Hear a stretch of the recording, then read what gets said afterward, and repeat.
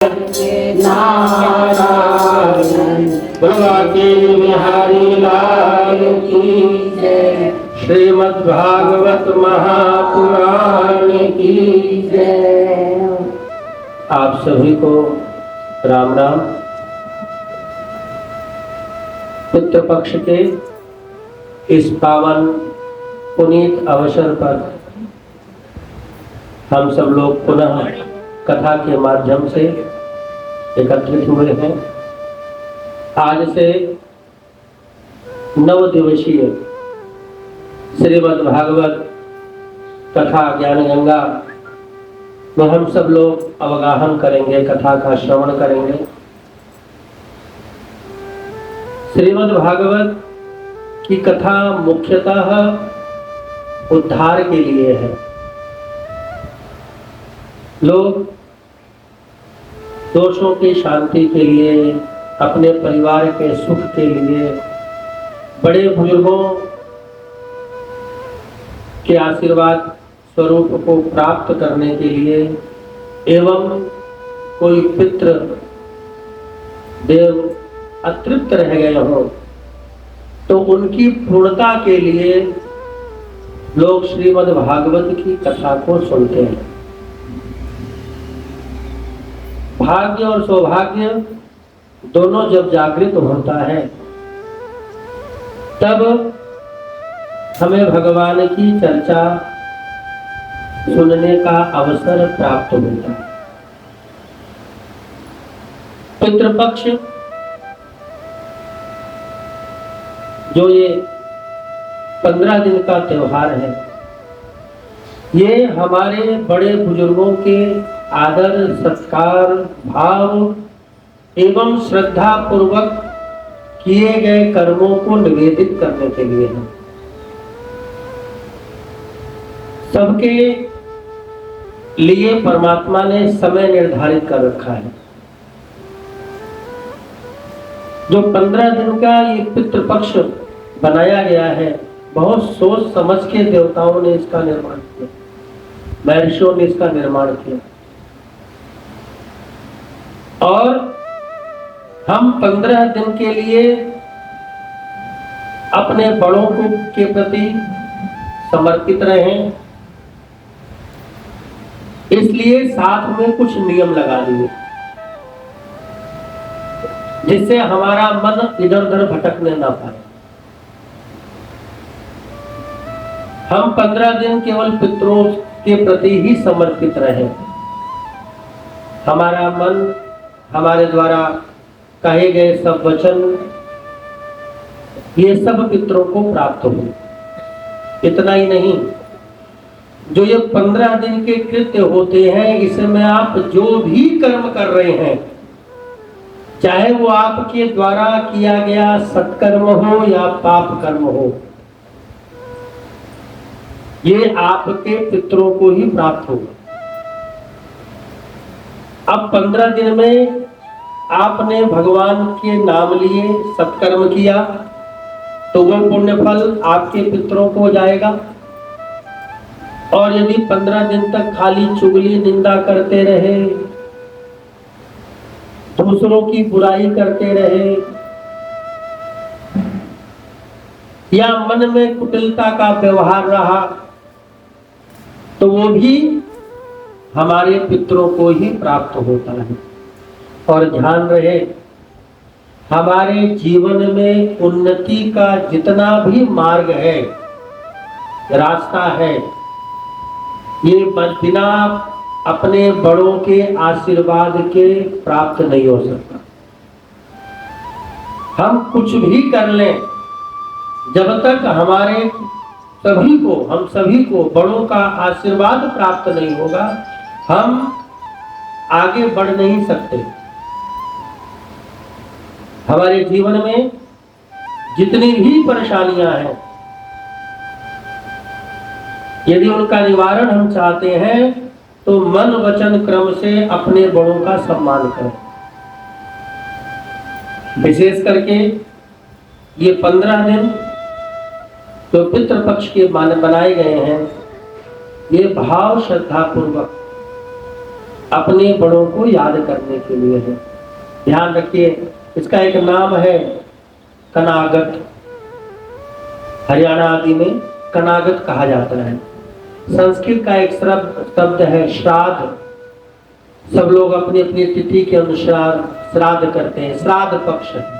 श्राद्ध शब्द आया कहाँ से?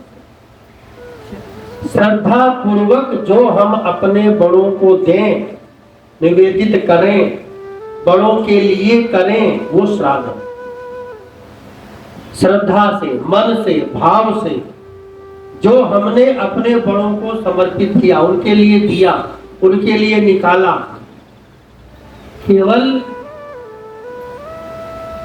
पितरों की तिथि है, बड़े बुजुर्गों की है, उनके मन का रुचिकर खाना बना देकर के ध्यान कर देने से पितृ पूजा नहीं होती। वो एक अंग है, एक भाव है केवल। उसके साथ साथ जीवन में अपने कर्मों के द्वारा भी हम अपने बड़ों को अपने कर्म समर्पित करें। मिष्ठान अच्छा बना करके खिला देने से या बांट देने से सारे काम नहीं होते। मन और वचन भी हमारा उसी तरह पवित्र होना चाहिए, शुद्ध होना चाहिए। और जब हम शुद्धता पूर्वक मन से इस श्राद्ध पक्ष में अपने बड़ों के निमित्त, पितरों के निमित्त भगवत चर्चा करते हैं, भगवान का ध्यान करते हैं, तो वो हमारे ऊपर प्रसन्न होते हैं। और प्रसन्नता से ही हमारे परिवार में सुख, शांति और वैभव की प्राप्ति होती है। पितृपक्ष में भगवान की चर्चा, श्रीमद् भागवत की कथा अपने आप में एक अमृत के समान है। मनुष्य भगवत चर्चा तभी सुन पाता है, तभी कर पाता है, जब उसके कुछ पुण्य कर्म, सुकृत कर्म जब इकट्ठे होते हैं, तभी वो उन सत्कर्मों को श्रवण कर पाता है। आप लोग भी भागवत की परम कथा को सुनने के लिए मंदिर में आए हैं। पहले तो मैं आप सब लोगों का धन्यवाद करता हूं। अब हम कथा में प्रवेश करते हैं। श्रीमद् भागवत महापुराण 18 पुराणों में श्रीमद् भागवत महापुराण को सिरमौर माना गया है। सबसे विशेष स्थान श्रीमद् भागवत को दिया गया है। अगर ऐसा नहीं होता तो हमारी जानकारी के अनुसार आप लोग खुद सोचिए, हम कितने पुराणों के नाम जानते हैं। सामान्य में हुई थी तो शिव पुराण, अब भागवत पुराण, इसके अलावा जबकि 18 पुराण है। वेद व्यास जी ने केवल भागवत नहीं लिखा, 18 पुराणों की रचना करी है। लेकिन 18 पुराणों में हमारी जानकारी में कितने हैं? 2-4। एक श्रीमद् भागवत, दूसरे पे शिव महापुराण, ज्यादा किसी को ज्ञात होगा तो विष्णु पुराण, अग्नि पुराण, या किसी की डेथ होने पे सुना जाता है गरुड़ पुराण। और भी तो बहुत सारे पुराण हैं। इसकी रचना वेद व्यास जी ने करी। एक बार वेद व्यास जी बद्रीवन में अपने आश्रम में निवास कर रहे थे। मन बड़ा विक्षिप्त था, परेशान।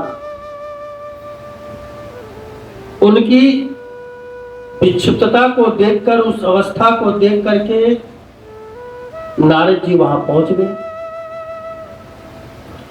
नारद जी ने प्रश्न किया कि महाराज, आप इतने बड़े ज्ञानी धर्मात्मा,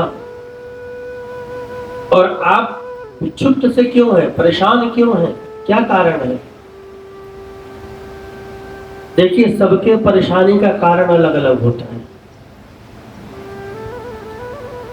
गृहस्थ में व्यक्ति है तो वो अपने घर परिवार की चिंता करेगा। पढ़ाई कर रहा है बच्चा तो उसको अपने पढ़ाई की चिंता होगी। नौकरी वाला होगा तो उसको नौकरी की चिंता होगी। घर गृहस्थी वाला है तो उसको घर पर संभालने की चिंता होगी, और वो उसी चिंता में व्याकुल रहता है। अब वेद व्यास जी, उनको इन सब की कोई चिंता नहीं है। वो कह रहे हैं मेरे मन को शांति नहीं मिल रही है, मेरा मन व्यथित है। नारद जी ने पूछा क्यों व्यथित है, कारण क्या है? वेद व्यास जी ने कहा, लोगों को समझाने के लिए मैंने वेद के 4 विभाग किए। पहले एक ही वेद था, नाम ही वेद था, उसको वेद को श्रुति बोलते थे, लेकिन सबकी समझ में नहीं आता था, सब पूरा वेद नहीं पढ़ पाते थे। तो वेद व्यास जी ने क्या किया, उसके 4 विभाग कर दिए, 4 हिस्से कर दिए। जब समय देखा कि चारों वेद हिस्से करने के बाद भी ऋग यजु साम अथर्व 4 वेद बन गए, वो समझ में बाहर पड़ रहा है, हम समझा नहीं पा रहे हैं। उन्होंने क्या किया, वेदों का जो सार था, वेदों में जो मंत्र कहे गए हैं, उनका जो भावार्थ है, उसका जो मतलब है, उन्होंने पुराणों में लिखना शुरू किया और 17 पुराण लिख करके रख दिए, और सबके नाम पे पुराण लिखे हैं। श्रीमद् भागवत में भगवान विष्णु की ही कथा है, दशावतार की कथा है, भगवान कृष्ण की कथा है। तो क्या जो विष्णु पुराण बना उसमें भगवान विष्णु का वर्णन नहीं है? विष्णु पुराण पहले लिख चुके हैं, और विष्णु पुराण में भगवान विष्णु के सभी स्वरूपों का वर्णन है। लेकिन फिर भी मन व्यथित, मन बेचैन। और नारायण के ऊपर तो कई पुराण लिखे हुए हैं। तो नारद जी से वेद व्यास जी ने प्रश्न किया कि मैंने सब कुछ लिख दिया, उसके बाद भी मेरा मन व्यथित क्यों है, ये कारण नहीं समझ पा रहा हूं। नारद जी ने कहा, हे व्यास जी, आपने सब कुछ लिख दिया, भगवान की लीला का लेखन नहीं किया, आपने भगवान का स्वभाव नहीं लिखा, प्रभाव लिखा है। जैसे कुछ अवतार तो आप लोग भी जानते हैं, भगवान ने वराह अवतार लिया, पृथ्वी को समुद्र से निकाल के लाए, 2 दिन बाद कथा में आएगा। हिरण्यकश्यप और हिरण्याक्ष को मारने के लिए भगवान ने नृसिंह का अवतार लिया, वराह का अवतार लिया। तो ये सब जितने अवतारों की कथा लिखी गई है, इसमें किसी भी कथा में भगवान की लीला का वर्णन नहीं है, भगवान के प्रभाव का वर्णन है, स्वभाव का वर्णन नहीं है। तो हे व्यास जी, आपने भगवान की कथा तो लिख दी, प्रभाव लिख दिया, भगवान का स्वभाव लिखना भूल गए। आप ऐसे ग्रंथ की रचना कीजिए जिसके अंदर भगवान का स्वभाव लिखा जाए, उनका व्यवहार लिखा जाए, उनकी लीला का वर्णन कीजिए कि भगवान ने कौन कौन सी लीला करी, भगवान के प्रेम का वर्णन कीजिए। आपने कहीं भगवान के प्रेम का वर्णन नहीं किया। तब व्यास जी ने नारद जी की बात मानी, और उसके बाद श्रीमद् भागवत महापुराण की रचना की गई। श्रीमद् भागवत महापुराण में 12 स्कंद हैं, 12 आप विभाग मान लीजिए, अलग अलग विभाग है, 12 स्कंद है, जिसमें 9वें स्कंद तक भगवान नारायण के 9 अवतारों का वर्णन किया गया है। भगवान विष्णु ने अलग अलग अवतार लिए हैं, जिनमें से 2-3 का नाम मैंने अभी लिया। और 10वें स्कंद के अंदर भगवान नारायण के कृष्ण अवतार का वर्णन है।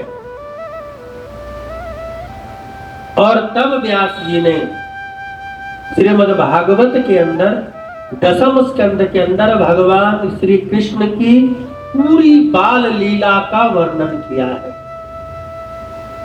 इससे पहले जन्म लिए, युद्ध किए, परास्त किया, मार दिया, राजा को राज्य वापस दे दिया, भगवान अपने धाम को चले गए, सिर्फ इतना वर्णन होता था। लेकिन भगवान की लीला का वर्णन कहीं नहीं था। तब व्यास जी ने भगवान की कृष्ण जी की बाल लीला का वर्णन किया, यशोदा मैया का वर्णन किया, वृंदावन का वर्णन किया, गोकुल का वर्णन किया, उनकी सारी लीलाओं का वर्णन किया। और जब उन लीलाओं का वर्णन करने लगे, लिखने लगे, तो लिखते लिखते ही व्यास जी आनंद विभोर हो जाते थे, स्वतः ही आनंद में मग्न हो जाया करते थे व्यास जी। इस तरह जाकर के 12वें स्कंद में जाकर के श्रीमद् भागवत ग्रंथ की रचना को पूर्ण किया। तो जो ये भागवत ग्रंथ है, ये भगवान श्री कृष्ण का वांगमय रूप माना जाता है, साक्षात भगवान कृष्ण का स्वरूप है ये। क्यों? क्योंकि इस भागवत में भगवान के प्रत्येक लीला का वर्णन सम्मिलित है। श्रीमद् भागवत भगवान कृष्ण के प्रति, भक्त के प्रति प्रेम भाव को उत्पन्न करने की कथा है। एक बार नैमिषारण्य तीर्थ क्षेत्र है, ये शब्द आप लोग सत्यनारायण भगवान की कथा में भी सुनते हो। नैमिषारण्य सबसे पावन, परम, पुनीत और पवित्र भूमि मानी जाती है। नैमिषारण्य जितनी भी कथाएं हुई हैं, ये सब की सब नैमिषारण्य में ही हुई है। एक बार शौनक आदि ऋषियों ने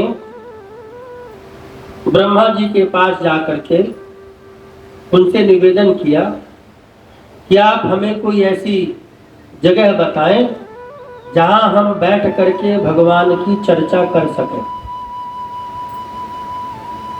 तो ब्रह्मा जी ने एक चक्र छोड़ा, बोले इसके पीछे पीछे जाओ, इसकी नेमी जहां गिरेगी वो स्थान सर्वोत्तम होगा। तो आगे आगे चक्र, पीछे पीछे शौनक आदि ऋषि चलने लगे। पूरे भारतवर्ष की परिक्रमा करने के बाद एक अरण्य पड़ा, अरण्य कहते हैं जंगल को। उस जंगल में जैसे ही वो चक्र पहुंचा, उस चक्र की जो नेमी थी वो टूट करके नीचे गिर गई। और जैसी उस स्थान पे गिरी, शौनक आदि ऋषियों ने निश्चित कर लिया कि ये स्थान हमारे लिए सर्वोत्तम है। निमि गिरने के कारण अरण्य था ही, अरण्य मतलब जंगल, निमि गिरी इसलिए उस जगह का नाम पड़ा नैमिषारण्य। और आज भी नैमिषारण्य में चक्र तीर्थ एक स्थान है, इसका नाम है चक्र तीर्थ, क्योंकि वहां चक्र गिरा था तो चक्र तीर्थ है। वो सबसे श्रेष्ठ माना गया क्योंकि उसी स्थान पर सभी कथाएं हुई हैं। और उस स्थान पर बैठ करके सबने भागवत, शिव महापुराण, जितनी भी कथाएं आप लोग सुनते हैं, इन सभी कथाओं का विस्तार उसी स्थान पे नैमिषारण्य में ही हुआ है। तो शौनक आदि ऋषियों ने एकत्रित होकर के परम भागवत श्री सूत जी को वहां पर बुलाया। सूत जी पहुंचे, उनका आदर सत्कार किया, उचित आसन पर सूत जी को बिठाया और उसके पश्चात पत्र पुष्प समर्पित करने के बाद उनसे विनती करी कि आप हमें भगवान की वांगमयी कथा का वर्णन करें। तब सूत जी ने 88,000 शौनक आदि ऋषियों को श्रीमद् भागवत की कथा को सुनाना प्रारंभ किया। श्रीमद् भागवत की कथा को जब सूत जी ने सुनाना प्रारंभ किया तो सर्वप्रथम उसकी महिमा का वर्णन है। क्योंकि हम कोई भी चीज लेते या खरीदते हैं या अपने लिए चयन करते हैं तो हम ये जानना चाहेंगे ना कि इसका प्रभाव क्या है, ये हमारे लिए फायदेमंद है कि नहीं है। आप अपने लिए कोई कपड़ा भी ले जाएंगे तो उसको तो देखेंगे ना कैसा है। तो आप कथा सुनने बैठे तो कथा क्यों सुन रहे हैं? तो सूत जी ने पहले इसका वर्णन किया। और भागवत का पहला जो श्लोक है, सच्चिदानंद रूपाय सद चित आनंद, ये 3 शब्द से सच्चिदानंद शब्द बना है। सद चित आनंद। सद मतलब सत्य, जो हमेशा सत्य रहता है,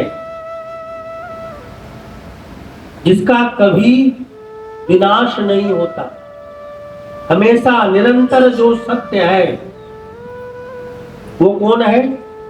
परमेश्वर भगवान, जो हमेशा सत्य है, सर्वदा सत्य है। समझाने के भाव से कहूं, अभी पितरपक्ष चल रहा है, तब हम लेके जाते हैं तो क्या बोलते हैं? राम नाम। क्यों बोलते हैं? अभी बोल रहे हैं तब भी राम नाम बोल रहे हैं।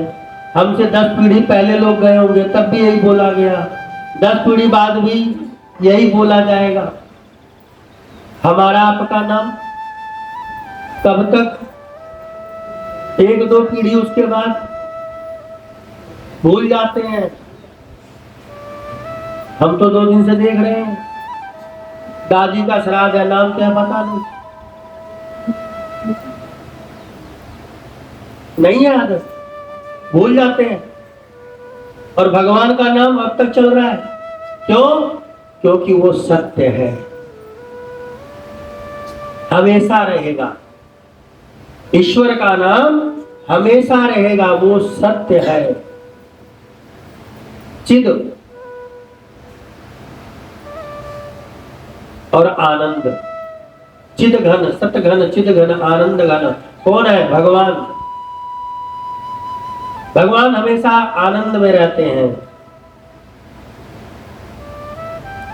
हम लोग के साथ जब थोड़ा बहुत ऊपर नीचे होता है ना, तो हम दुखी हो जाते हैं, परेशान होते हैं, हम भगवान के ऊपर ब्लेम करते हैं, दोषी बनाते हैं। भगवान ने दुख दिया, भगवान के पास दुख है ही नहीं, कोई प्रमाण नहीं है। भगवान दुख कहां से? देखो, जिसके पास जो होगा वो वही देगा, जिसके पास जो होगा वो आपको वही देगा। भगवान के पास तो दुख है ही नहीं, वो जो सत चित और आनंद के घन है, समुद्र है, वो आनंद ही है उनके पास, आनंद के सागर है वो, दुख नहीं है उनके पास, आनंद है। हमें दुख हमारे किए गए कर्मों का मिलता है, भगवान नहीं देते। हमारे साथ यदि अच्छा हो रहा है, ये हमारे सत्कर्म है, लेकिन हमारे साथ यदि कहीं बुरा हो रहा है, हम परेशान हो रहे हैं, दुखी हो रहे हैं, ये भी हमारे ही कर्म हैं। और जरूरी नहीं कि सारे कर्म अभी के हों। हम कहते हैं हमने तो बहुत अच्छा किया फिर भी हम दुखी हैं, उसको देखो कुछ नहीं करता फिर भी सुखी है। इस जन्म का भूल जाओ, पिछले जन्म का भी तो हो सकता है। उसने अच्छा कर रखा इसलिए उसको अच्छा मिला, हम नहीं कर पाए इसलिए हम भुगत रहे। तो भगवान के ऊपर हम जो कहते हैं ना, भगवान ने दिया, भगवान नहीं देते। भगवान के पास सिर्फ आनंद है। अच्छा, एक उदाहरण देकर समझाता हूँ। 4 दिन बाद वैसे तो आएगा, भगवान कृष्ण जी का जन्म हुआ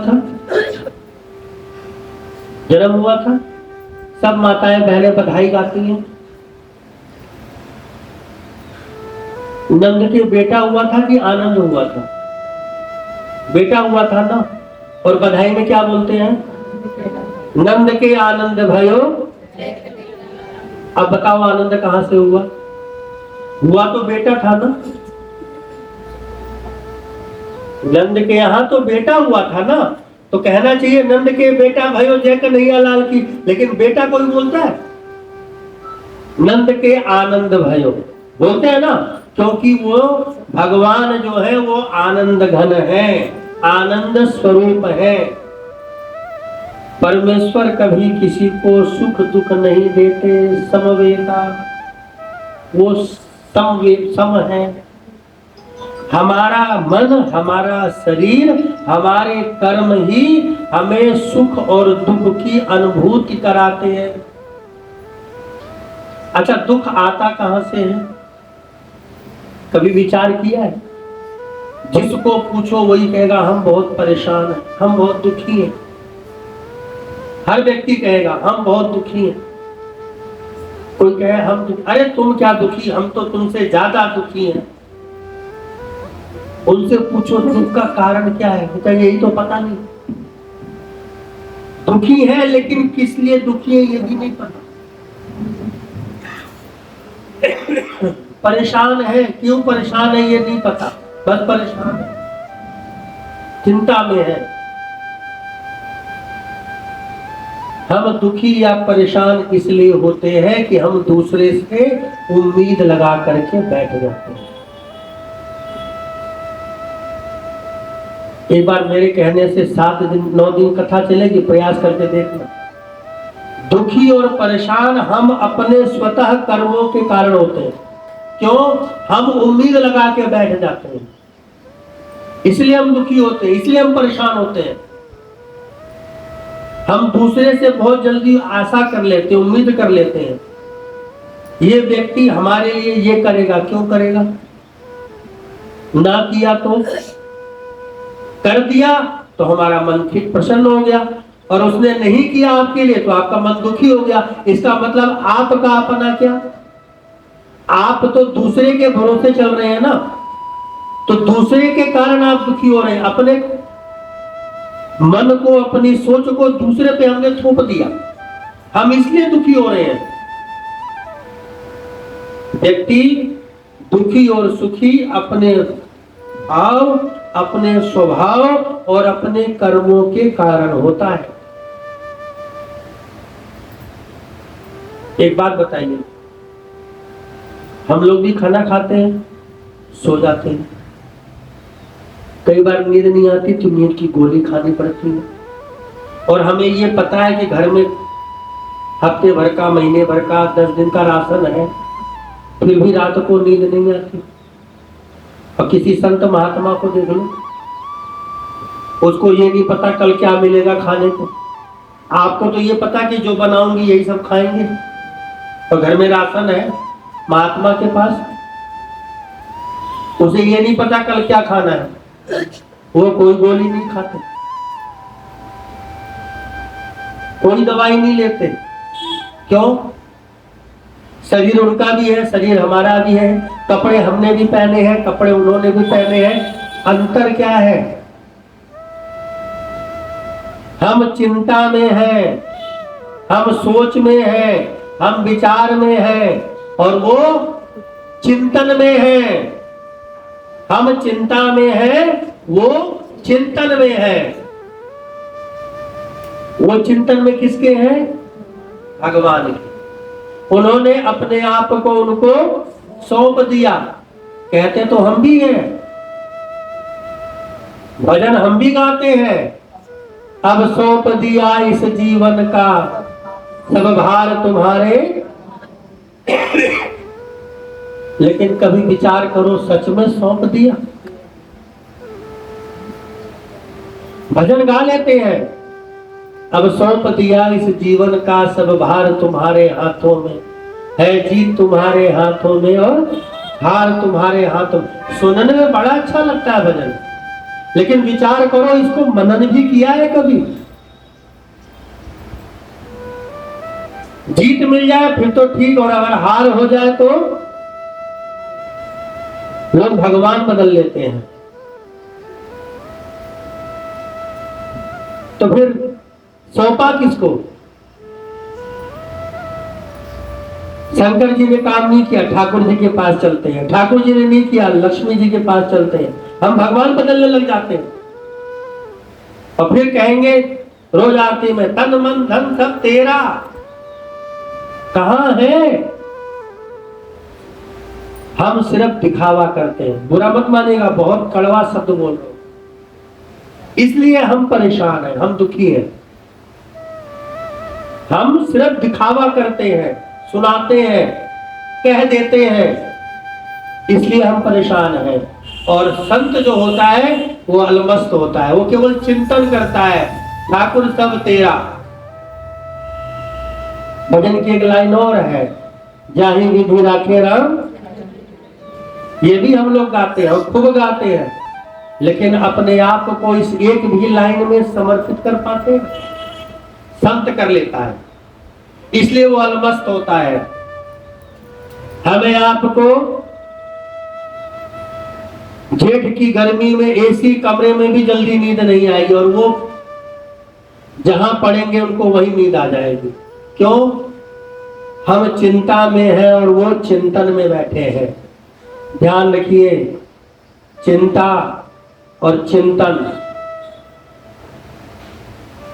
दोनों एक जैसे शब्द हैं। चिंतन करने से हरि मिल जाते हैं और चिंता करने से यमराज मिल जाते हैं।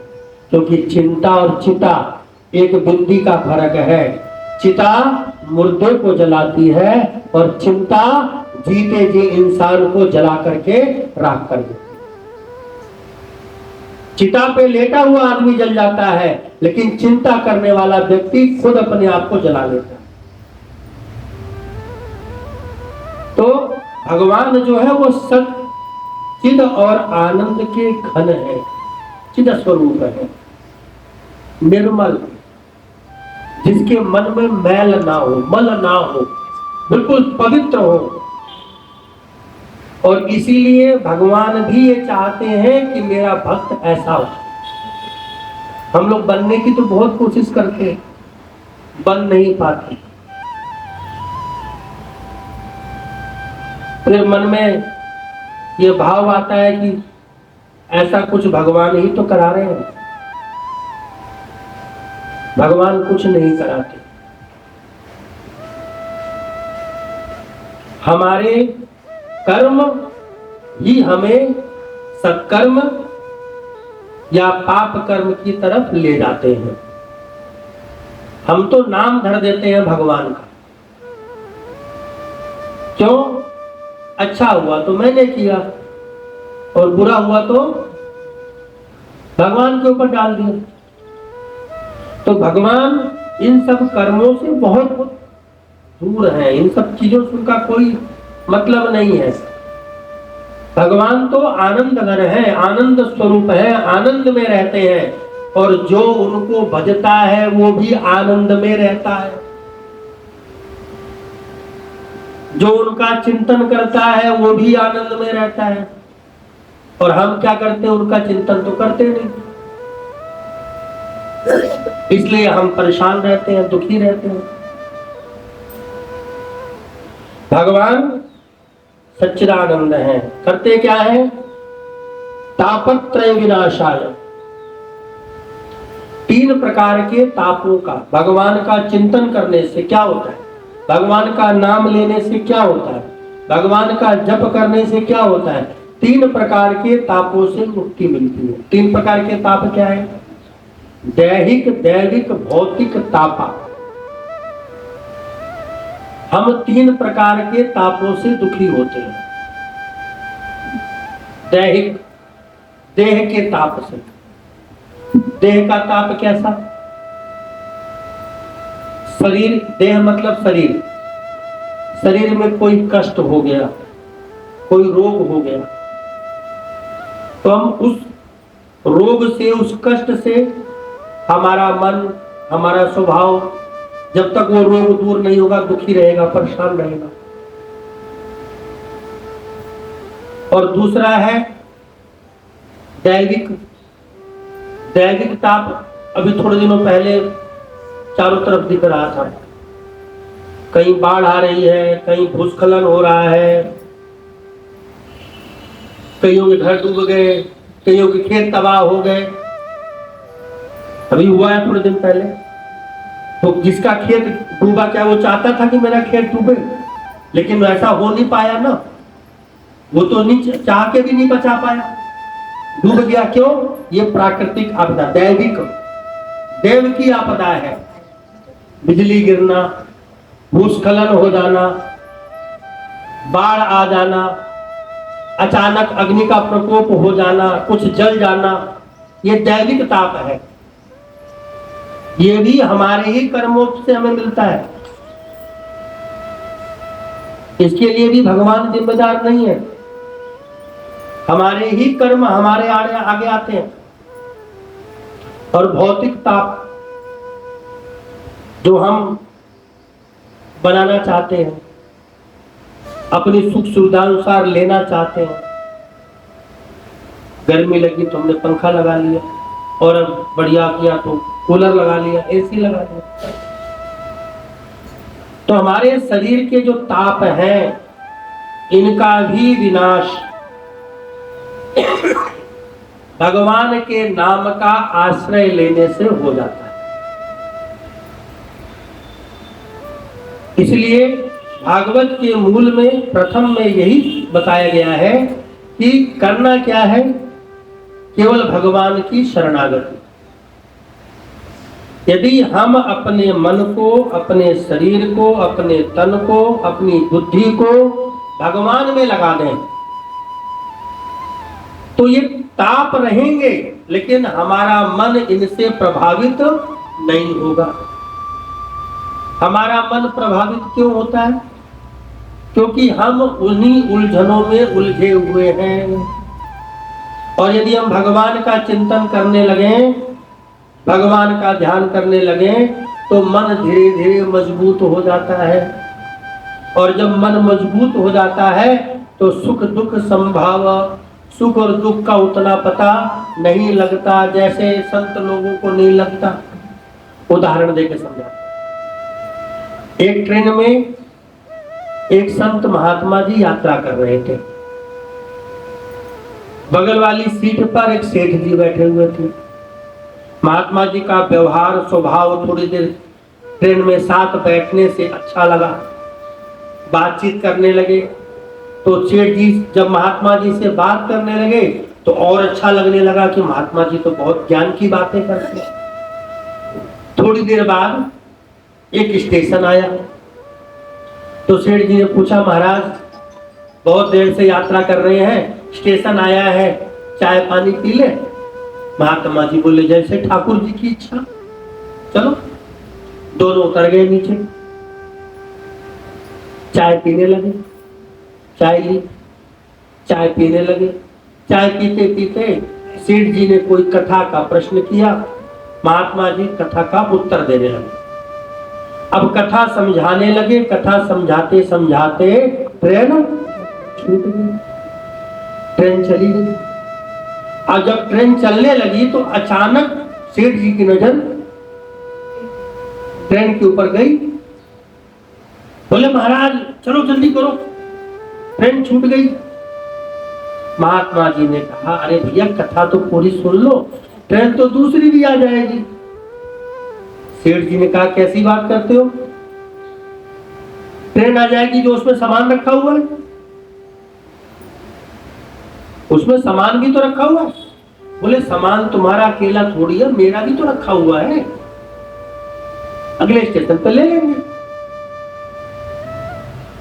सेठ जी ने सोचा ये तो जाएंगे नहीं, इनके चक्कर में मेरी ट्रेन छूट जाएगी। भाग करके गए और ट्रेन पकड़ ली। महात्मा जी वही अलमस्त बैठे रहे। दोनों में फर्क क्या? यात्री तो दोनों ही ट्रेन के थे ना, महात्मा जी भी ट्रेन के यात्री थे और सेठ जी भी ट्रेन के यात्री थे।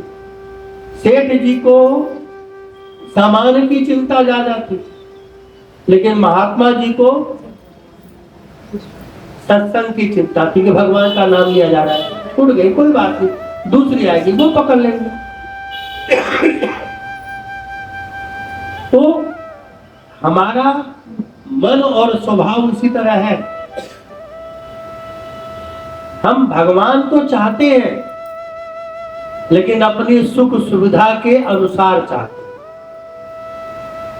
भगवान मिले, लेकिन हमारी सुख सुविधा के अनुसार ही हमें भगवत प्राप्ति हो। तो भगवान के नाम का स्मरण करने के लिए सूत जी ने कहा, उपदेश दिया कि भगवान का नाम यदि हम स्मरण करते हैं, भगवान के नाम का हम यदि जाप करते हैं, तो हमारे जितने भी प्रकार के ताप हैं ये सब समाप्त हो जाते हैं। उसके बाद सूत जी महात्मा की कथा का वर्णन करते हैं। कहते हैं एक बार बद्री विशाल के अंदर चारों भाई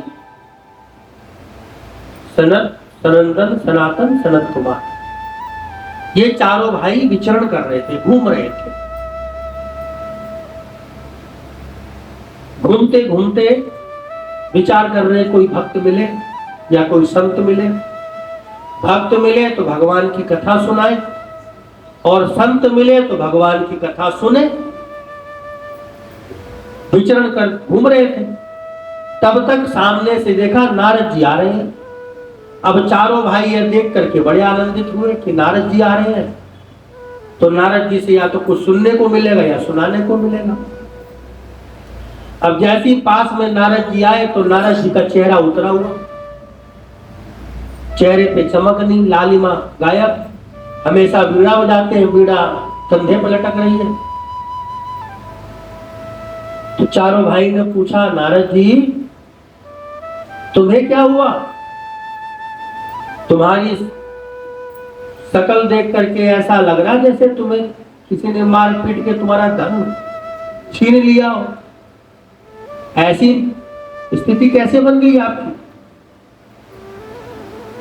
तो नारद जी कहने लगे, महाराज क्या बताऊं, मैं बहुत दुखी हूं। तो चारों भाई ने पूछा, दुख का कारण क्या है, क्यों दुखी हो? जबकि ध्यान रहे नारद जी का अपना कुछ नहीं है, शादीशुदा भी नहीं है, गृहस्थी भी नहीं है, वो केवल भगवान के नाम का चिंतन करते हैं, भगवान के परम भक्त हैं। लेकिन वो दुखी और मलिन देख करके चारों भाइयों ने पूछा, इतने दुखी क्यों? तो नारद जी ने कहा, क्या बताऊं, सब जगह है कलयुग का प्रभाव फैल गया है। बोले क्या प्रभाव फैला? बोले अब घरों में बड़ों का सम्मान होना बंद हो गया। जितने भी घर हैं, किसी भी घर में अब बड़ों का सम्मान नहीं होता। लक्ष्मी तरुणी गे है। पहले घर के जो बड़े बुजुर्ग होते थे वो धन के मालिक होते थे, अब लक्ष्मी तरुणी गे है, जो अब युवती नहीं आ रही है वो, उसका अधिकार अब घरों में ज्यादा है। इसलिए वो लोग भी परेशान हैं। और राय लेने के लिए, कोई सलाह करने के लिए अब कोई अपने बड़े बुजुर्गों की सलाह नहीं लेता। किसकी लेता है? दोस्तों की या अपने ससुराल की, उनकी सलाह ली जा रही है। घर में बड़ों की सलाह की अब कोई जरूरत नहीं। तो सलाह भी ससुराल से आती है। ऐसी व्यवस्था देख करके मेरा मन बड़ा खिन्न हुआ। तो सनत कुमार जी ने पूछा, फिर क्या किए? बोले मैंने सोचा ये जगह छोड़ देना चाहिए, चलो चल करके अयोध्या काशी में भ्रमण करते हैं। बोले जब अयोध्या काशी में गया तो वहां देखा पाखंड हो रहा है। पाखंड कैसा? बोले धोती कुर्ता पहन लिया, गले में माला पहन ली, चंदन लगा लिया, और ऐसा भभूत लगा करके साधु महात्मा का रूप बना लिया, और जो भी आ रहा है उसको ठगे जा रहे हैं, भगवान के नाम पे धोखा दिए जा रहे हैं। जो भक्त है वो उनका वहां शोषण हो रहा है। तो ये स्थिति देख करके मन और दुखी हुआ कि बताओ, लोग संत महात्मा का चोला भी पहन करके दुनिया को ठग रहे हैं, और ऐसा हो भी रहा है, इसमें कोई बुराई नहीं। बोले ये स्थिति देखकर मन और खिन्न हुआ। बोले फिर मैंने अयोध्या और काशी छोड़ करके फिर मैं अवंतिकापुरी गया कि शायद बाबा की नगरी में सब ठीक होगा। वहां गया तो वहां भी व्यापार चल रहा है धर्म के नाम पर। मन बड़ा दुखी हुआ। तब मैंने सोचा अब भगवान कृष्ण की नगरी में चलते हैं, वहां तो लीलाधारी का राज है, वहां तो घर घर में भगवान ने लीला करी है ठाकुर जी ने, तो वहां तो सब आनंद पूर्वक होगा। थोड़े दिन वहां रहेंगे तो मन में की बेचैनी दूर हो जाएगी, थोड़े दिन मन वहां रहने से शांत हो जाएगा। ऐसा सोच करके मैं मथुरा में मैंने प्रवेश किया, और मथुरा में प्रवेश करके जैसी यमुना पार करके मैं वृंदावन की तरफ गया तो मैंने एक विचित्र नजारा देखा। बोले क्या देखा? बोले यमुना मैया के किनारे एक तरुणी दो बुढ़ों को लेकर के बैठी हुई है, विलाप कर रही है, और बहुत सी स्त्रियां उनकी सेवा कर रही हैं। यह देख करके मुझे बड़ा आश्चर्य हुआ। मैंने जाकर के उस तरुणी से पूछा कि हे देवी, आप कौन हो और ये दो बुजुर्ग से क्यों लेटे हुए, मूर्छित क्यों है, कौन है ये? तो नारद जी कहते हैं कि हे सनत कुमार जी, जब मैंने ऐसा पूछा तो जो तरुणी थी उस देवी ने कहा मैं भक्ति हूं, और जो ये दो बुजुर्ग से लेटे हैं ये मेरे पुत्र हैं ज्ञान और वैराग्य, और जो दासियां मेरी सेवा कर रही हैं ये गंगा जमुना सरस्वती नदियां हैं जो मेरी सेवा में लगी हुई हैं, पानी पिला रही हैं, कपड़ा से हवा कर रही है, पंखा कर रही हैं। ये सब गंगा आदि पवित्र नदियां हैं जो हमारी सेवा कर रही हैं। तो नारद जी कहते हैं मुझे बड़ा आश्चर्य हुआ। माँ जवान और बेटे बुजुर्ग हो गए, ज्ञान और वैराग्य दोनों बुजुर्ग हैं, और अधेड़ उम्र के होने के साथ साथ मूर्छित पड़े हुए हैं, बेहोश हैं, और माँ तरुणी, माँ युवा है। नारद जी बोले ये देख करके मैंने अपना सिर पकड़ लिया, ये क्या है, ये कौन सा युग का प्रभाव है कि माँ युवा हो जाए, जवान हो जाए और बेटे बूढ़े हो जाए, वो भी मूर्छित। नारद जी ने कहा हे भक्ति मैया, बिल्कुल चिंता मत करो, मैं अभी तुम्हारे बेटों को ठीक कर देता हूं। और उसके बाद नारद जी ने चारों वेद, छंद, कल्पतरु सब सुनाना प्रारंभ कर दिया, सब कुछ सुना डाला, लेकिन कोई फर्क नहीं पड़ा। ज्ञान वैराग्य जैसे अचेत थे वैसे अचेत ही लेटे रहे, भक्ति और दृढ़ हो गई। और वस्तुतः आज है भी यही, भक्ति बहुत है, लेकिन भक्ति के लिए न तो ज्ञान है न वैराग्य है। किसी भी धर्म स्थान पे चले जाओ, भक्तों की भीड़ लगी पड़ी है, नंबर नहीं आता, लाइन लगानी पड़ती है, भक्ति बहुत है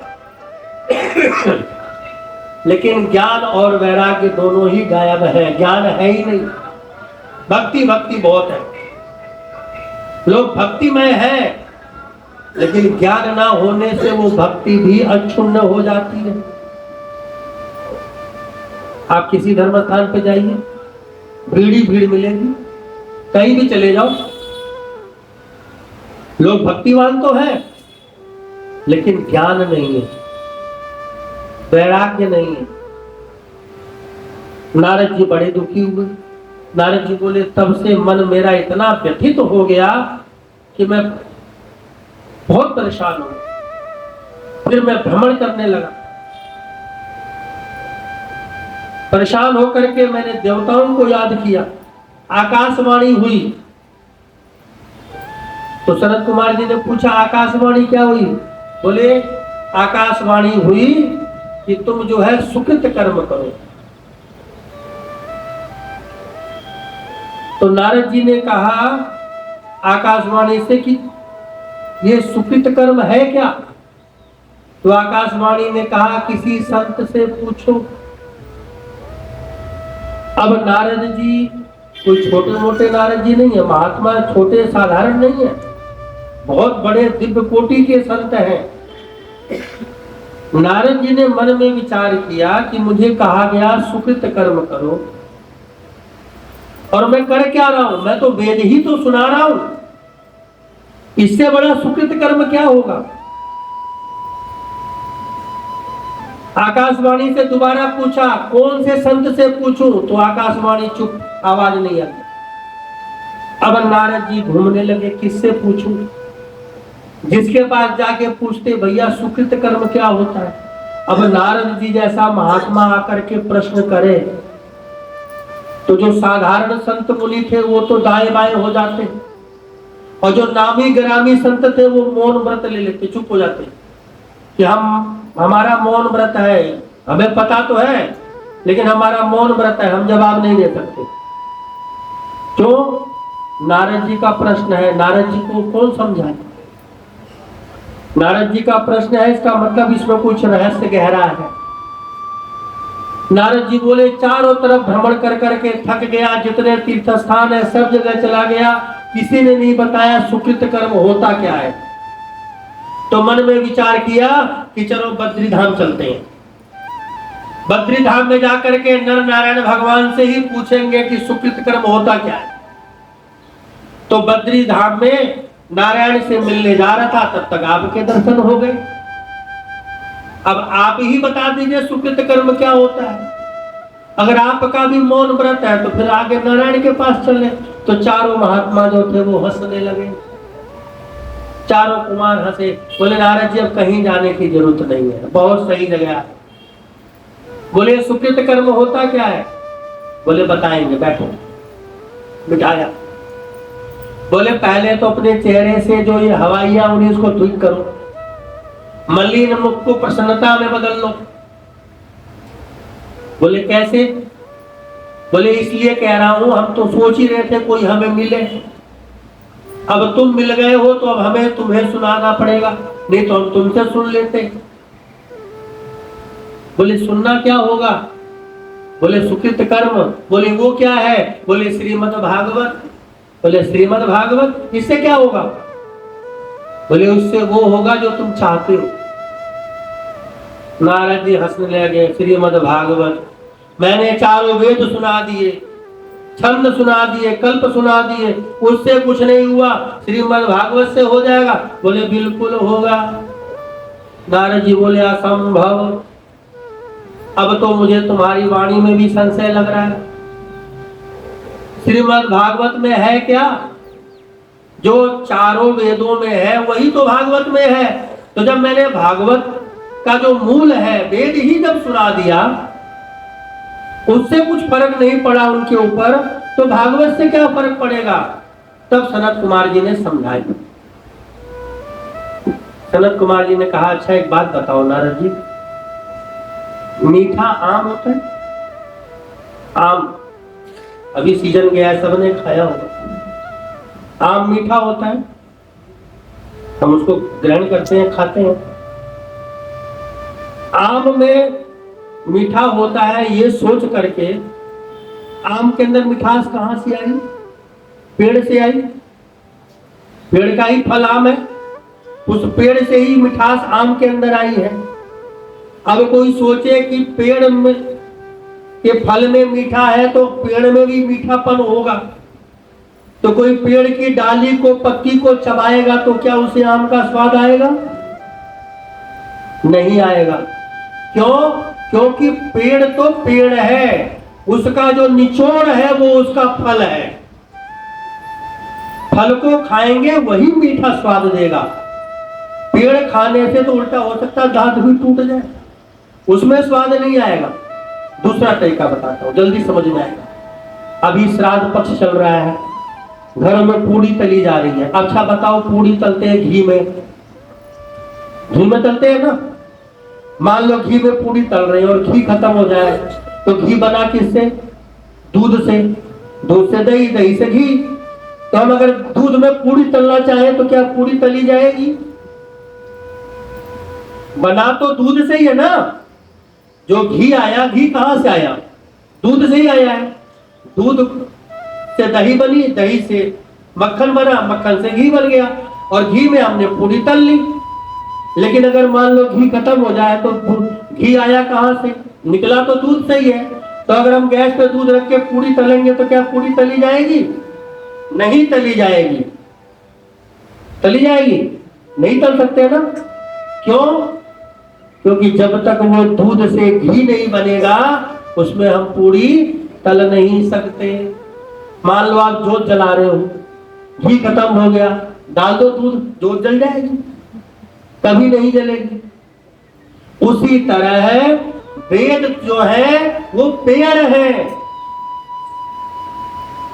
जो वेद है वो पेड़ है, छंद जो है उसकी शाखा है, और जो उसका फल है वो श्रीमद् भागवत है।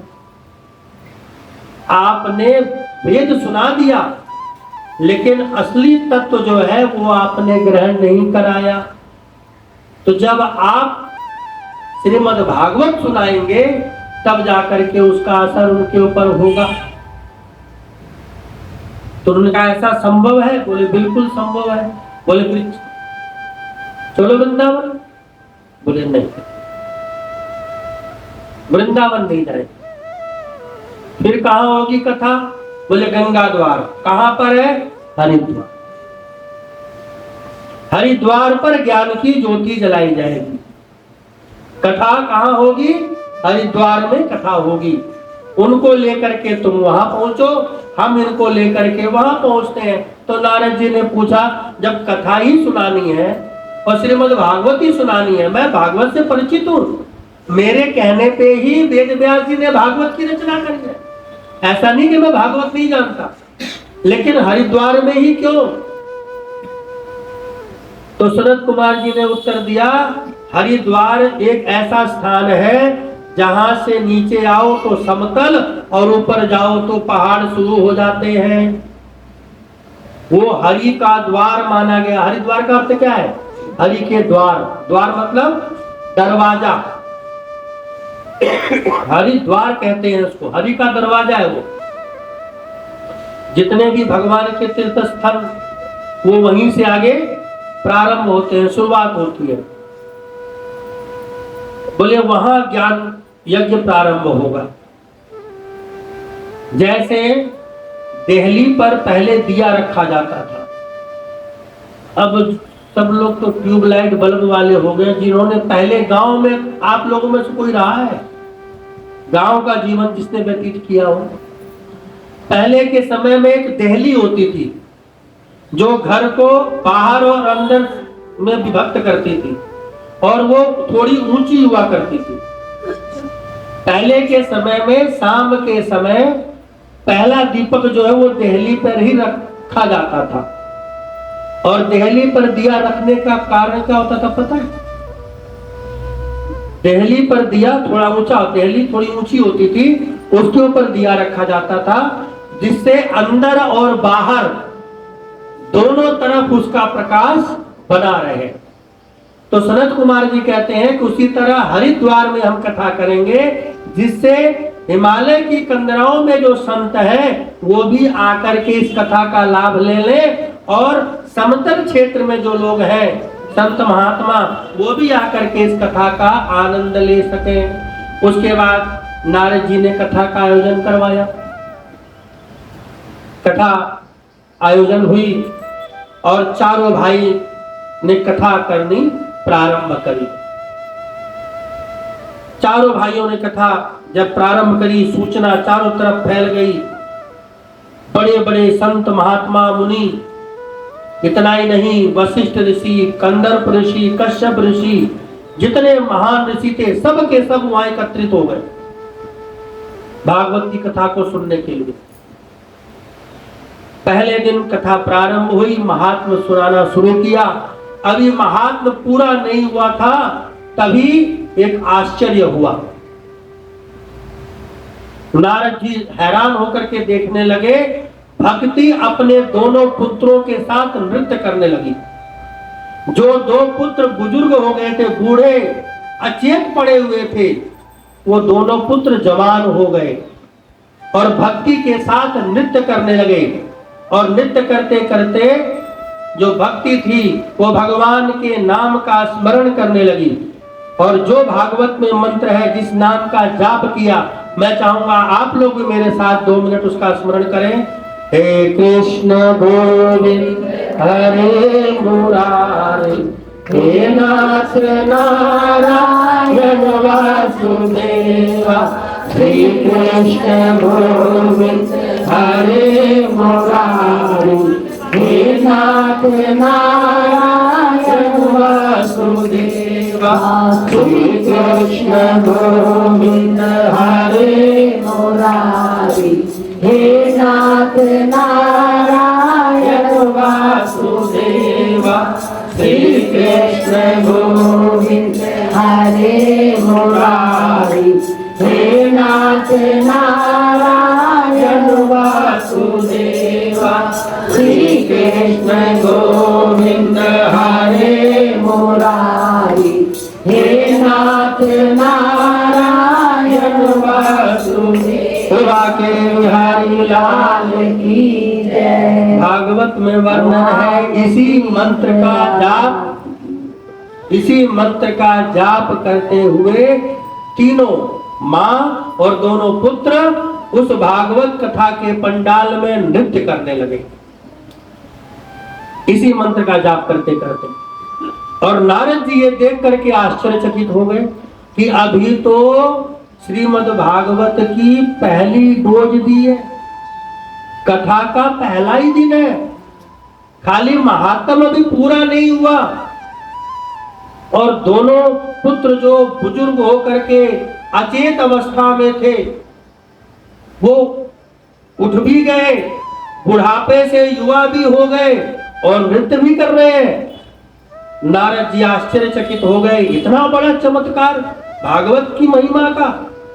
तो संपूर्ण भागवत सुनने के बाद क्या होगा?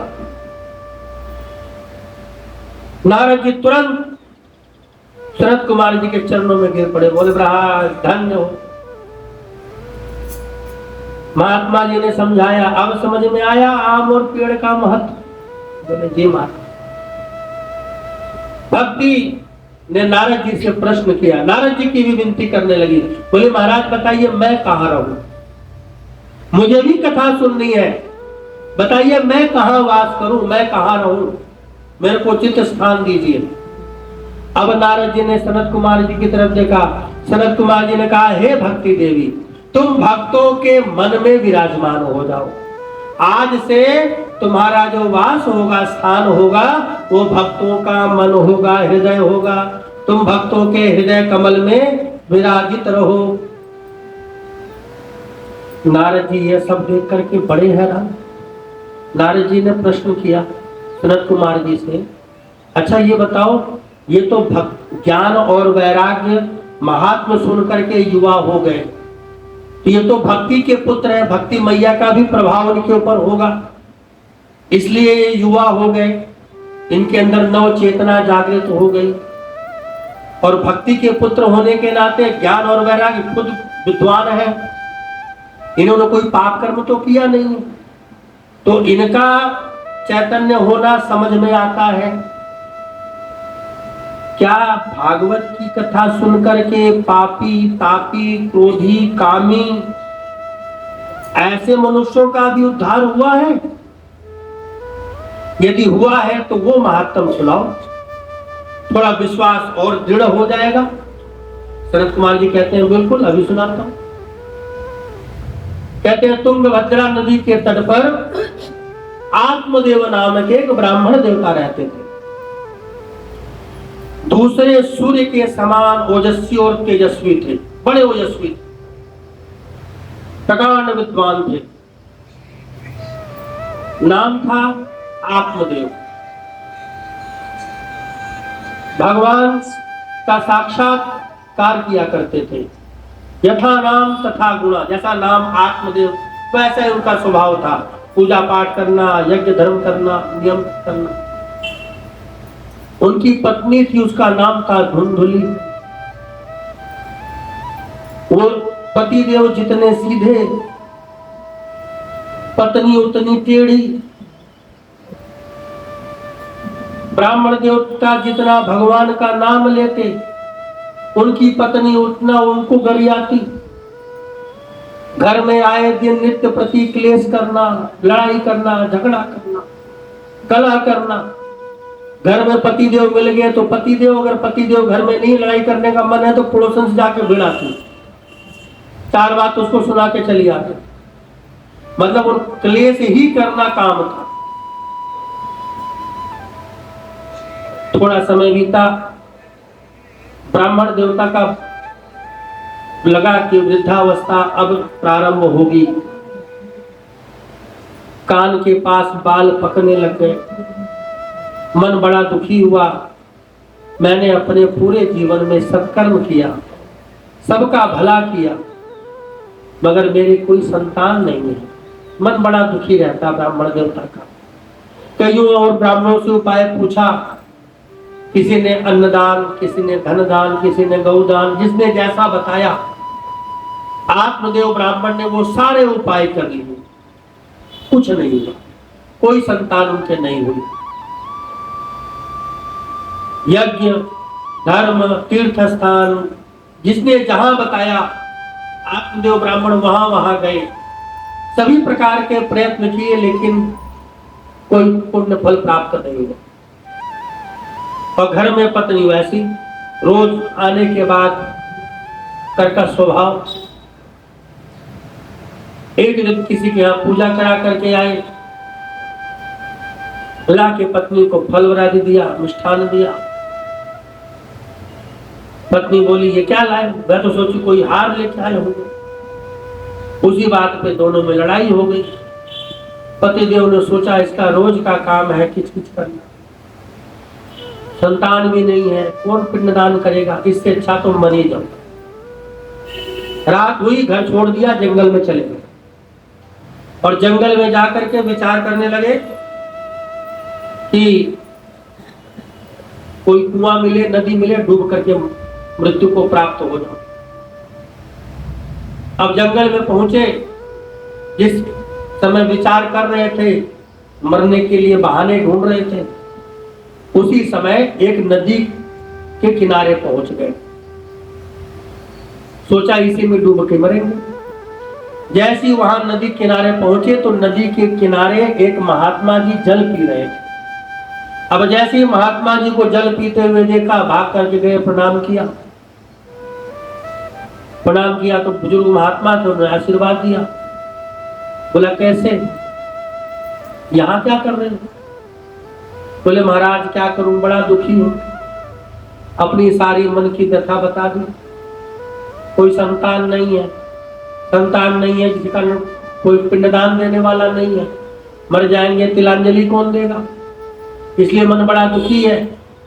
अब आप मिल गए हो, आप सिद्ध पुरुष हो, बताओ जिससे कोई संतान हो जाए, कोई उपाय बता दो। आप तो सिद्ध पुरुष नजर आते हो। आत्मदेव उनके चरणों में गिर पड़े, बहुत प्रकार से विनती करने लगे। बुजुर्ग ब्राह्मण जी ने उनका चेहरा देखा, बोला हे ब्राह्मण देवता, मैं तुम्हें क्या बताऊं, तुम्हारे माथे की जो लकीरें हैं वो ये बता रही हैं कि एक जन्म छोड़ो, 7 जन्म में भी तुम्हें पुत्र संतान की प्राप्ति नहीं होगी। अब जैसे कहा 7 जन्म तक पुत्र संतान की प्राप्ति नहीं होगी, इतना सुनते आत्मदेव ब्राह्मण तो जोर जोर से रोने लगे, रुदन करने लगे। वही महात्मा जी के चरणों के पास ही मत्था पटक के रोने, बोले अब तो महाराज या तो आप पुत्र का वरदान दो, नहीं तो अभी मरूंगा। महात्मा जी बोले अब मेरे क्यों बलि का बकरा बना, मरना है तो जा मर, जहां मरना है। बोला नहीं, पहले कम मरने की इच्छा थी, अब जब से आपने कहा 7 जन्म तक पुत्र नहीं होंगे, अब मरने की इच्छा 7 गुना ज्यादा प्रबल हो गई है। अब तो आपके नाम पे मरूंगा, या तो मुझे पुत्र का वरदान दो, नहीं तो आपके सामने मरूंगा और मेरे मरने का दोष आपको लगेगा। ब्राह्मण देवता बोले कहाँ मिल गया भाई। ब्राह्मण देवता को समझाया आत्मदेव को कि भैया जब तुम्हारे भाग्य में संतान ही नहीं है तो मैं कहां से दे दूं। बोले ना, तुम कोई सिद्ध पुरुष हो, जब तुम्हें ये पता है कि मेरे भाग्य में 7 जन्म से संतान नहीं है तो ये तुम्हें पता कैसे लगा? सिद्ध पुरुष हो तभी पता लगा। तो सिद्ध पुरुष तो भाग्य को बदल सकते हैं, इसलिए पुत्र का वरदान दो, नहीं तो मरूंगा यहीं। अब महात्मा जी धर्म संकट में फंस गए। महात्मा जी ने अपने सभी तपोबल को निचोड़ा, भगवान का ध्यान किया और अपने योग बल तप बल के द्वारा एक फल प्रकट किया, और वो फल जो था वो आत्मदेव को दिया। बोले ये लो, मर मत भैया, ये पकड़ फल, ले जा अपनी पत्नी को खिला दियो और बोलियो 1 वर्ष तक सदाचार रहना होगा, सत्य धर्म नियम का पालन करना होगा, झूठ नहीं बोलना होगा, एक समय भोजन करना होगा। अगर ये नियम का पालन करे तो तुम्हारे घर में श्रेष्ठ विद्वान पुत्र का जन्म अवश्य होगा। अब ब्राह्मण देवता जैसे ही फल मिला दंडवत प्रणाम किया, महाराज आपकी जय हो, मैं तो पहले से जानता था आप कोई सिद्ध पुरुष है। आपका दर्शन करते ही मुझे ज्ञात हो गया था कि मेरा काम आज जरूर बनेगा। देखिए बन गया। कह के महाराज को मत्था टेका और वापिस अपने घर भागते हुए आई। आकर के अपनी पत्नी को जोर जोर से आवाज दे रहे हैं, धुंधली धुंधली। वो भागती हुई आई, हाँ जी क्या हुआ? ये लो तुम्हारे लिए मैं फल लाया हूं। झोली में से निकाल करके फल दिया। बोली ये फल लाए हो? आवाज कैसे चिल्ला रहे जैसे नौल का हार लाए हो मेरे लिए। ले देखे का फल, अरे बड़ा चमत्कारी फल है, इससे संतान होगी, पुत्र संतान होगी। और 1 साल का नियम है, झूठ नहीं बोलना, सत्य नियम का पालन करना, एक समय भोजन करना, आचरण शुद्ध और पवित्र रखना, ऐसा महात्मा जी ने समझाया है। अब तुम ये सब करो, ये फल लो, अभी खाओ। फल खाने की तो इच्छा थी, लेकिन जब साथ में नियम बता दिए, 1 साल तक झूठ नहीं बोलना, 1 साल तक एक समय भोजन करना, सत्य का आचरण करना, झूठ नहीं बोलना, निंदा चुगली नहीं करनी, लड़ाई झगड़ा नहीं करना, जो एक दिन ना रह पाए वो 1 साल कैसे रहेगी। अब उसने सोचा क्या करूं जिसको टरकाऊं। तो महात्मा जी का दिया हुआ फल था। आत्मदेव बोले इतना किस लिए सोच विचार कर रही है, इस फल को अभी खा तुरंत। तो धुंधली ने कहा कैसी बात करते हो, महात्मा का दिया हुआ प्रसाद है, ऐसे कैसे खा लूं? इसको ला करके मंदिर में रखूंगी, नहा धो करके पूजा करके भगवान ठाकुर जी को भोग लगा करके तभी तो ग्रहण करूंगी, फिर 1 साल का नियम भी तो निभाना है। ब्राह्मण देवता पत्नी के बोले हुए झांसे में आ गए। और फिर जब पत्नी ने कहा क्या तुम्हें मुझ पर विश्वास नहीं, और जैसे कह के टेढ़ी आंख से देखा महात्मा जी, आत्मदेव ब्राह्मण चुपचाप निकल लिए। भैया जब कह रही है तो खा ही लेगी। अब वो फल लेकर के अंदर आई, अंदर आकर के विचार करने लगी खाऊं ना खाऊं। तब तक पड़ोसन आ गई। जैसे पड़ोसन आई, पड़ोसन को बताया ये महात्मा जी से कोई फल लाए हैं, कह रहे बेटा होगा। बोले फिर तो अच्छी बात है, खा ले। बोले कैसे खा लूं, मैंने सुना है अगर कोई औरत गर्भवती हो जाए तो भाग नहीं सकती। बोले हाँ गर्भवती होगी, बच्चा होगा, कैसे भाग लेगी? बोले अगर मेरे घर में आग लग जाए, मुझे भागना पड़े, फिर तो मैं भाग ही नहीं पाऊंगी, मैं तो जल करके मर जाऊंगी, मैं तो ना खाती। तो पड़ोसन ने कहा कि जितनी गर्भवती होती है सबके घर में आग ही लगती है क्या? अरे तुझे प्रसाद मिला है, खा ले, भगवान की कृपा होगी तुम्हारे घर के ऊपर। तो उसने कहा अच्छा ये बताओ, पतिदेव कह रहे थे कि इसको खाने के बाद झूठ नहीं बोलना, किसी की निंदा चुगली नहीं करनी। बोले तो अच्छी बात है, 1 साल चुप तो रहेगी, पड़ोसन भी खुश, 1 साल शांति से रहेगी, चुप रहेगी। तो उसने कहा मेरे से तो नहीं रहा जाता। फिर पड़ोसन ने कहा देख इतनी चिंता विचार मत कर, इसको खा ले। वो कुतर के ढूंढने लगी। फिर थोड़ी देर बाद कहती है अगर मैंने इसको खा लिया तो फिर कहते हैं कि वो कुछ समय बाद कुछ खाने का मन करे तो खाना नहीं चाहिए, खट्टा कड़वा, वो बच्चे पे असर हो जाता है। बोले हाँ ऐसा है।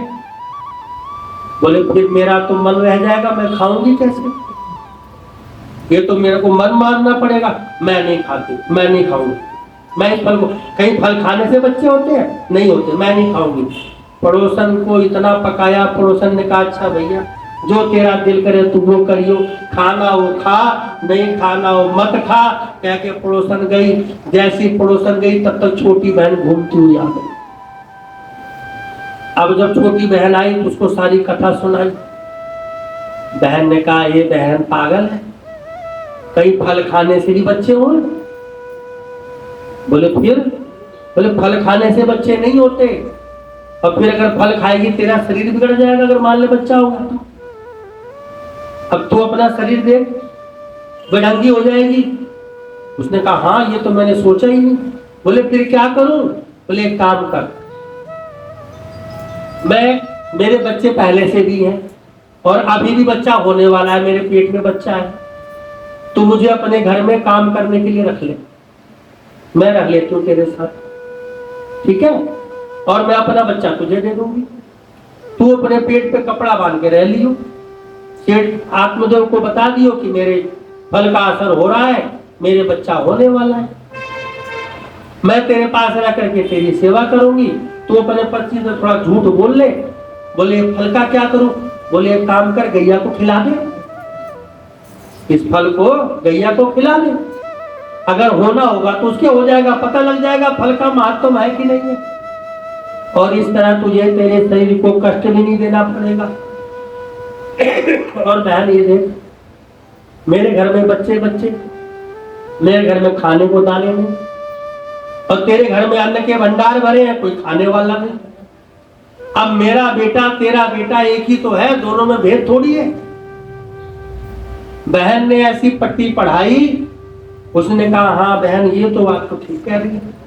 बहन ने ऐसा क्यों कहा? उसकी नीयत उसके घर के धन के ऊपर थी। अगर इसके बच्चा हो गया तो जो भी कुछ होगा इसका वो इसका होगा, मेरा बेटा होगा तो मेरा बेटा ही राज करेगा। बहन की बात मान ली और वो फल जो था वो गाय को खिला दिया। बहन सिखा बढ़ा के चली गई। दूसरे दिन पड़ोसन आई, पड़ोसन ने पूछा क्या किया? बोले फल को तो गाय को खिला दिया। बहन ने ऐसे ऐसे कहा है। बोले एक काम कर फिर नंद को बुला ले। बोले नंद को किस लिए? बोले 3-4 महीने पहले बुला लियो, सेवा भाव करेगी, बाद में देना भी तो पड़ेगा। बोली नंद को बुला लो? बहुत छोटी है, मैं ना बुलाऊं उसको? जितना दूं उतना ही कम रहता उसके लिए, कभी ना बुलाऊं। इससे अच्छा तो छोटी बहन को बुला लूंगी, नंद को कभी नहीं।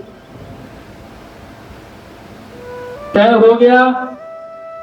2 महीने बाद पतिदेव को सूचना दे दी कि महाराज आप जो फल लाए थे, फल ने अपना असर दिखाना शुरू कर दिया।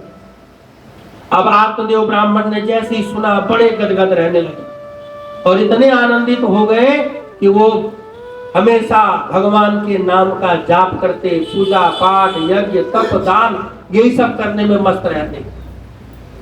थोड़े दिनों बाद देखा आत्मदेव उनके घर में परिवर्तन होने लगा। कैसा परिवर्तन? इधर पत्नी ने बताया कि मैं पेट से हूं। थोड़े दिन बाद पता लगा जो गाय बांझ थी, गाय के भी कोई बच्चा नहीं हो रहा था, गाय के भी बच्चा पेट में पड़ गया। घर के दरवाजे पर एक पेड़ था, वो पेड़ जब से लगा था तब से आज तक उस पे एक फल नहीं आया था, फूल नहीं आया था। उस पे पेड़ पे भी फल आने लग गया। आत्मदेव ने सोचा ये तो महात्मा जी की कृपा से हुआ है, और महात्मा जी कहते थे भगवान का भजन कर। आत्मदेव अब तो मन से भगवान का ही भजन करने लगे। धीरे धीरे समय बीता, छोटी बहन आकर के पास में रहने लगी। अब घर के अंदर आत्मदेव का आना जाना बंद हो गया, क्योंकि छोटी बहन रहती थी तो बाहर ही खाना पीना उनका सब कुछ निपटा देते। थोड़े दिनों बाद सूचना दी कि बेटा हो गया। अब आत्मदेव जैसे सुने, पूरे ग्राम में मिठाई बांटी, खूब दान धर्म किया, पुण्य कर्म किया, सब लोग बड़े प्रसन्न। 3 महीने बाद गाय के भी बेटा हुआ। अब पूरे गांव में ये शोर कि देखो भगवान ने ऐसी कृपा करी कि आत्मदेव के एक नहीं 2 बेटे हो गए। गैया मैया ने भी बेटा ही पैदा किया, जबकि गाय से क्या होता है, बछड़ा या बछिया। गाय से बछड़ा या बछिया होती है, लेकिन गौ माता ने भी बेटा ही पैदा किया। क्यों? फल तो गाय ने ही खाया था, तो उससे भी बेटा ही हुआ। बस फर्क क्या था, कान लंबे लंबे थे। इसलिए आत्मदेव ब्राह्मण ने जो गाय से बेटा हुआ उसका नाम रखा गोकर्ण। गो मतलब गाय, गाय के कर्ण जैसा इसका कान था, इसलिए उस बेटे का नाम रखा गोकर्ण। और फिर जब बड़े बेटे को गोदी में लिया, बोले इसका भी नामकरण करते हैं। तो धुंधली बोली अच्छा। 9 महीने पेट में पाला मैंने, कष्ट सहा मैंने, दुख भोगा मैंने, और नाम तुम रखोगे। अब जैसी तेज आवाज में पत्नी ने कहा, ब्राह्मण देवता चुप हो गए। बोले चलो एक का मैंने रख लिया, एक का तुम रख लो। धुंधली बोली हाँ ये मेरा बेटा है, धुंधली का बेटा धुंधकारी, आज से इसका नाम धुंधकारी होगा। ब्राह्मण देवता बोले ठीक। अब दोनों धीरे धीरे बड़े होने लगे, पढ़ाई होने लगी। अब दोनों ही विख्यात हो गए। विख्यात कैसे हुए? एक हुआ विख्यात, दूसरा हुआ कुख्यात। एक तो हुआ ब्राह्मण का पुत्र था जो गौ से पैदा हुआ था, संत महात्मा के आशीर्वाद से जो हुआ वो तो वेदज्ञ ब्राह्मण बना, सत्कर्म नियम पर चलने वाला बना।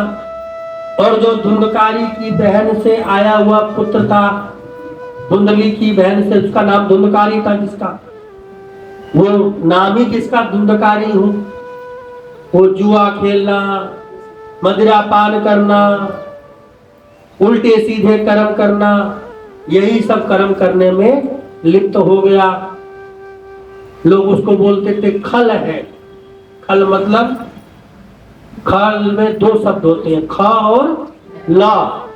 ख मतलब खाए और ला मतलब जो लड़े। खल, खल का मतलब होता है दुष्ट। खल संस्कृत का शब्द है, खल का मतलब होता है दुष्ट। तो खाए और लड़ाई करे।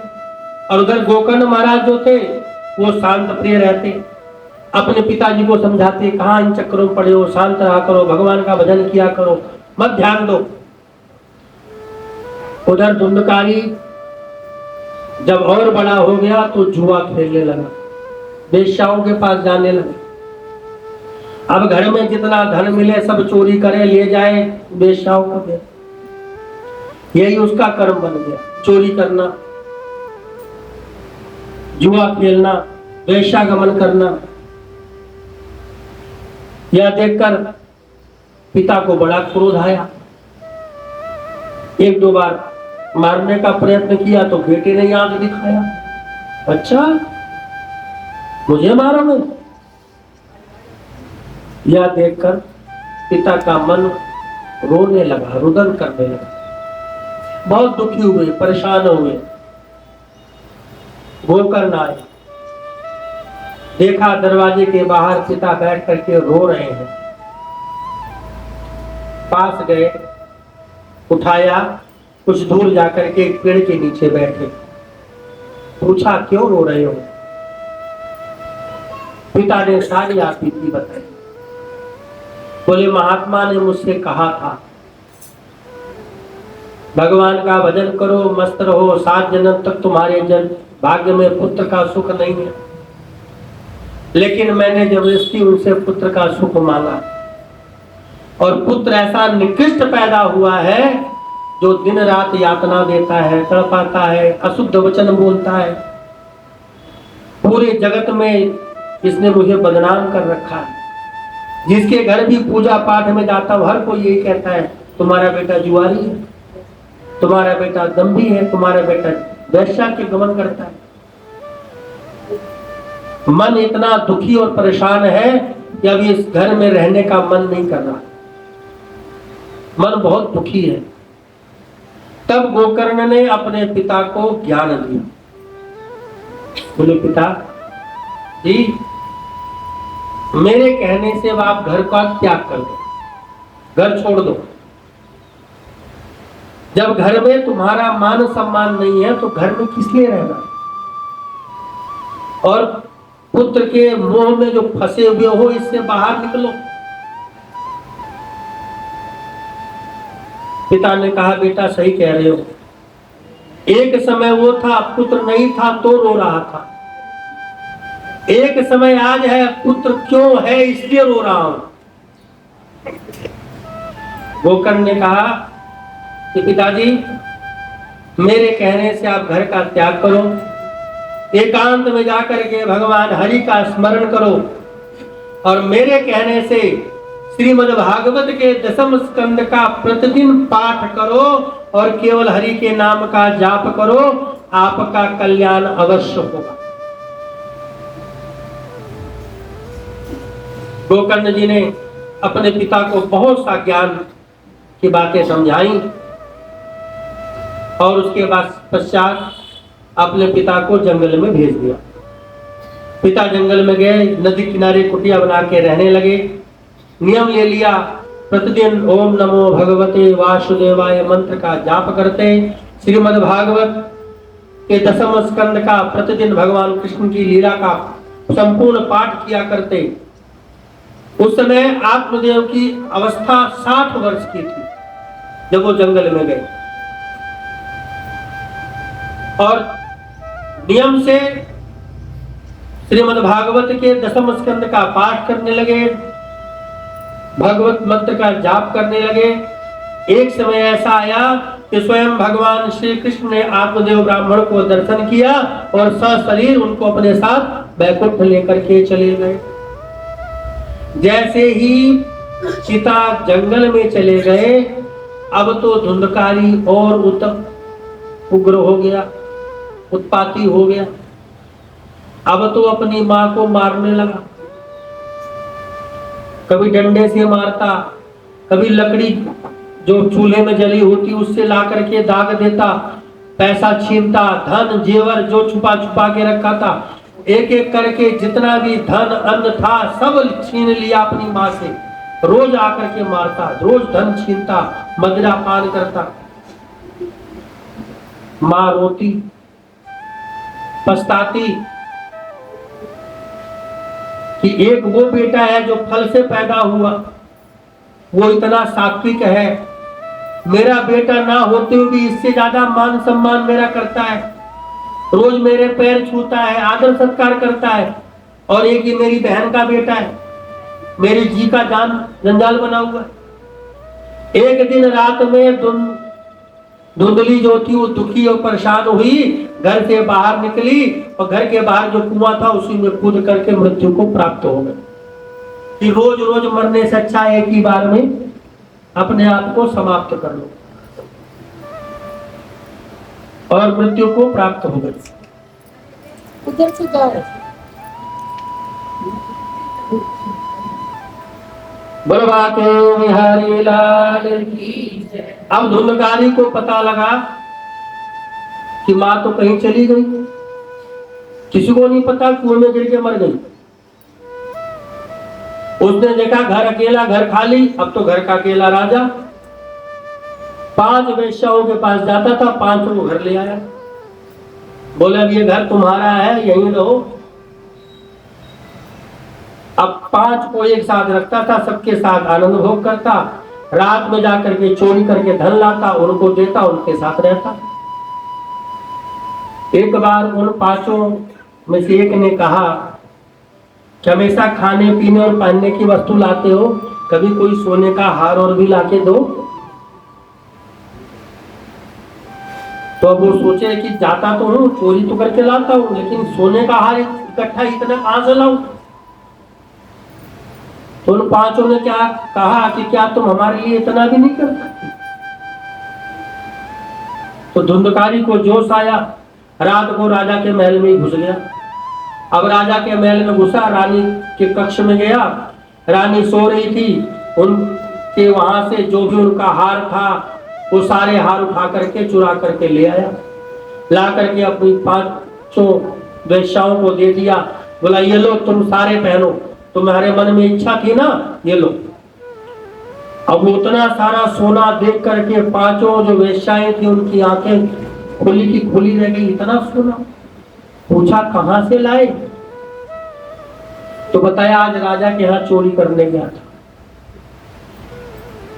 5 बड़ी खुश हुई, खिला पिला करके सुला दिया। फिर 5 ने रात को मंत्रणा करी। पहले तो किसी सेठ साहूकार के यहाँ से चोरी करके लाता था तो पकड़े जाने का डर नहीं था, अब राजा के यहाँ से चोरी करके लाया है। कल के दिन सैनिकों ने पकड़ लिया और इससे पूछा कि जो हार चुराया था वो हार कहाँ है, तो राजा के सैनिक हमारे पास भी पहुंचेंगे, हमें भी पकड़ेंगे।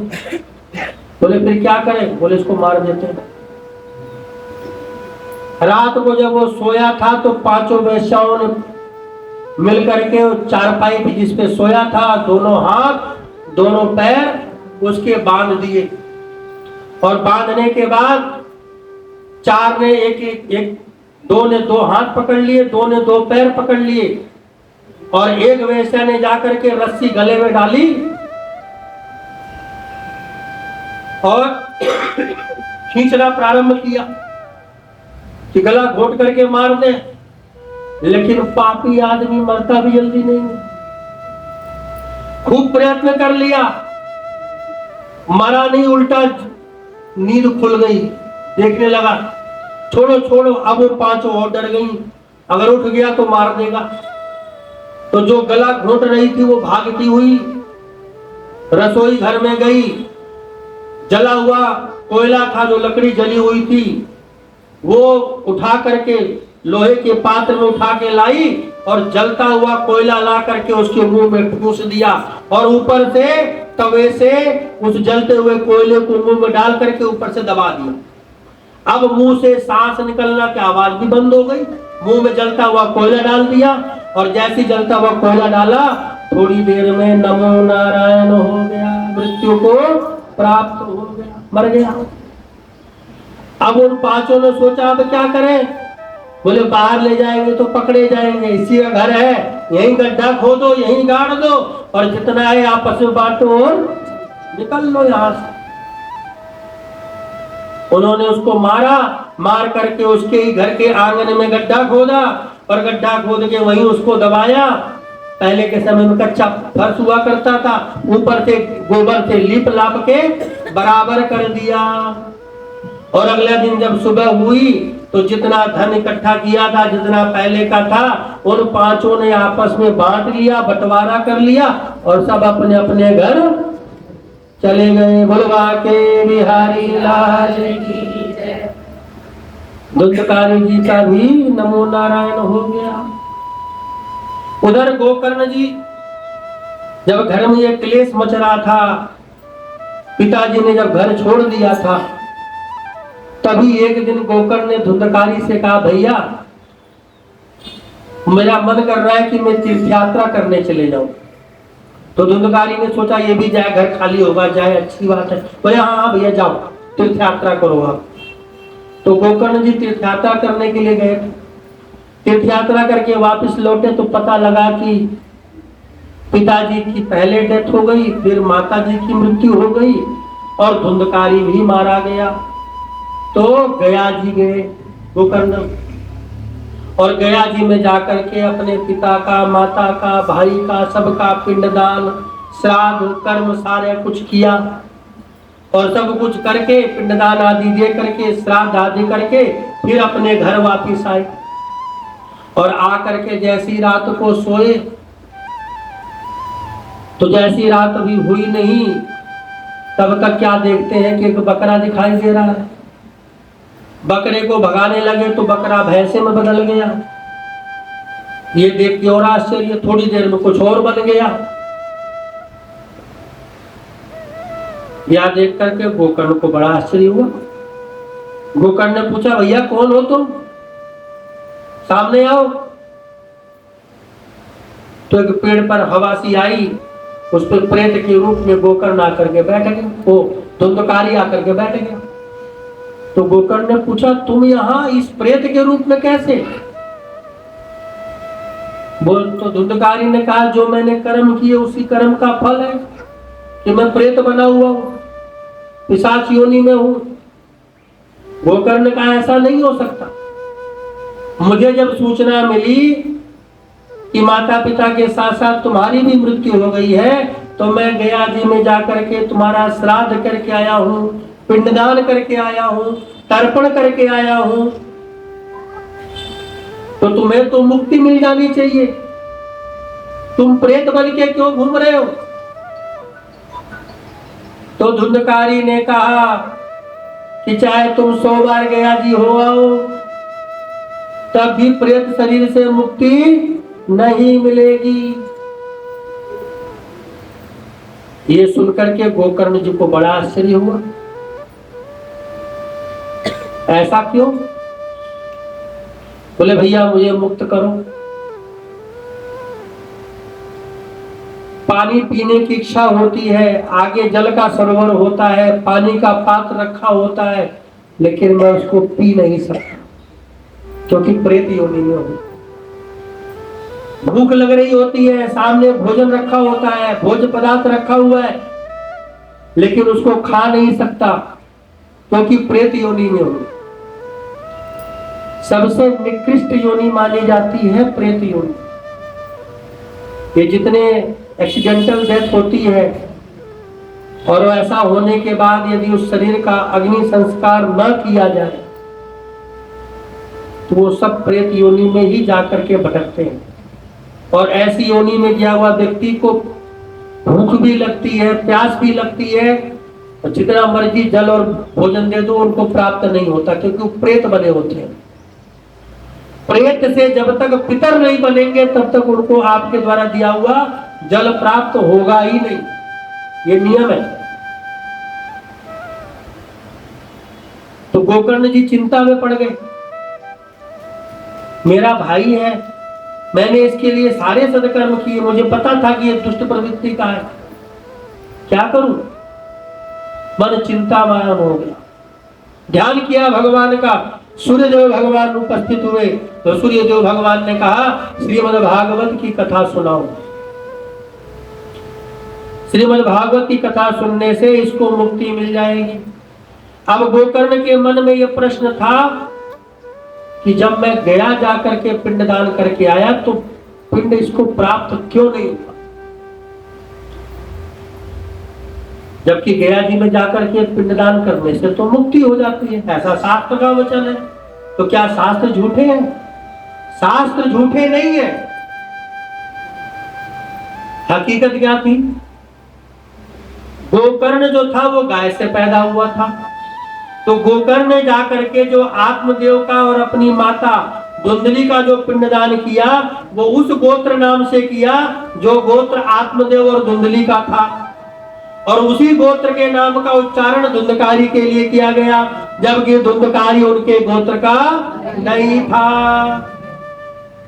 धुंधकारी तो बहन का बेटा था, अगर गोद भी ले लिया होता तब भी इनका माना जाता, तो गोद भी नहीं लिया था, दत्तक पुत्र भी नहीं था, बहन का बेटा होने के नाते उसका गोत्र लगता।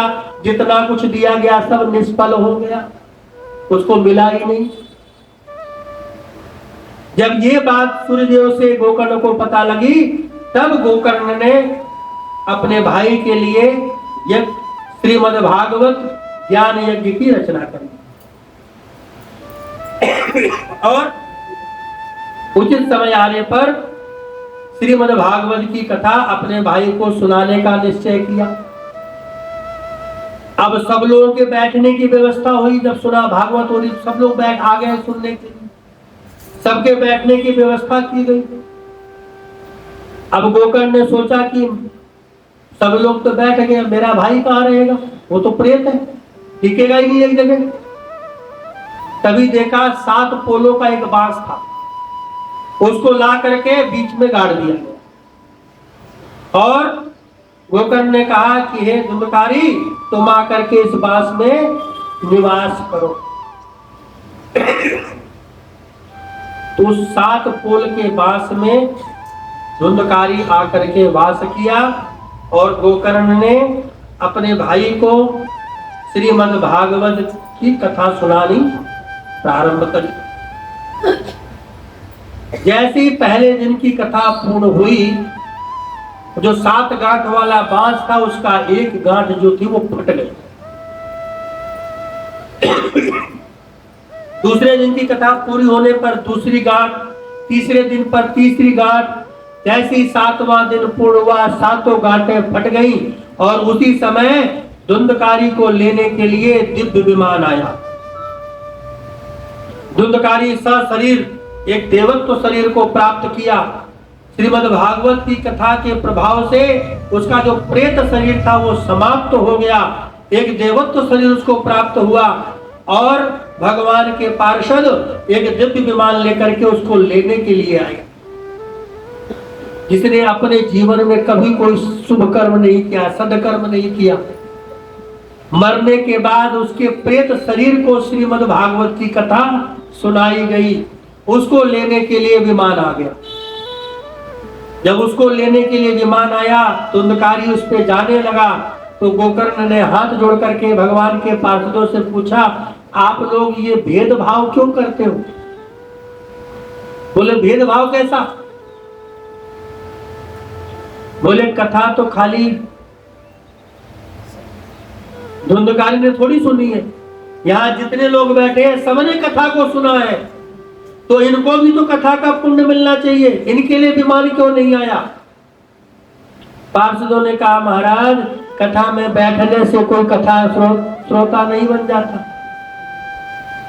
ये यहाँ जितने बैठे हैं कथा सुनी जरूर है, लेकिन यहाँ जितने बैठे हैं सबके मन में एक ही भाव था, ये कथा मेरे लिए नहीं है,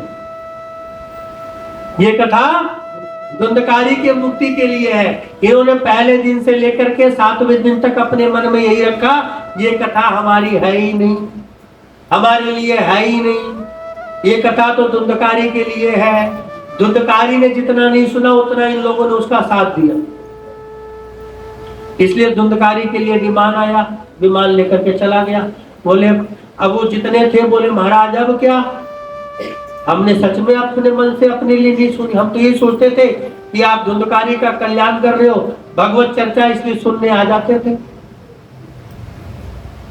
इसलिए ध्यान रहे, कभी भी कहीं भी कोई भी कथा हो, कोई भी कराए,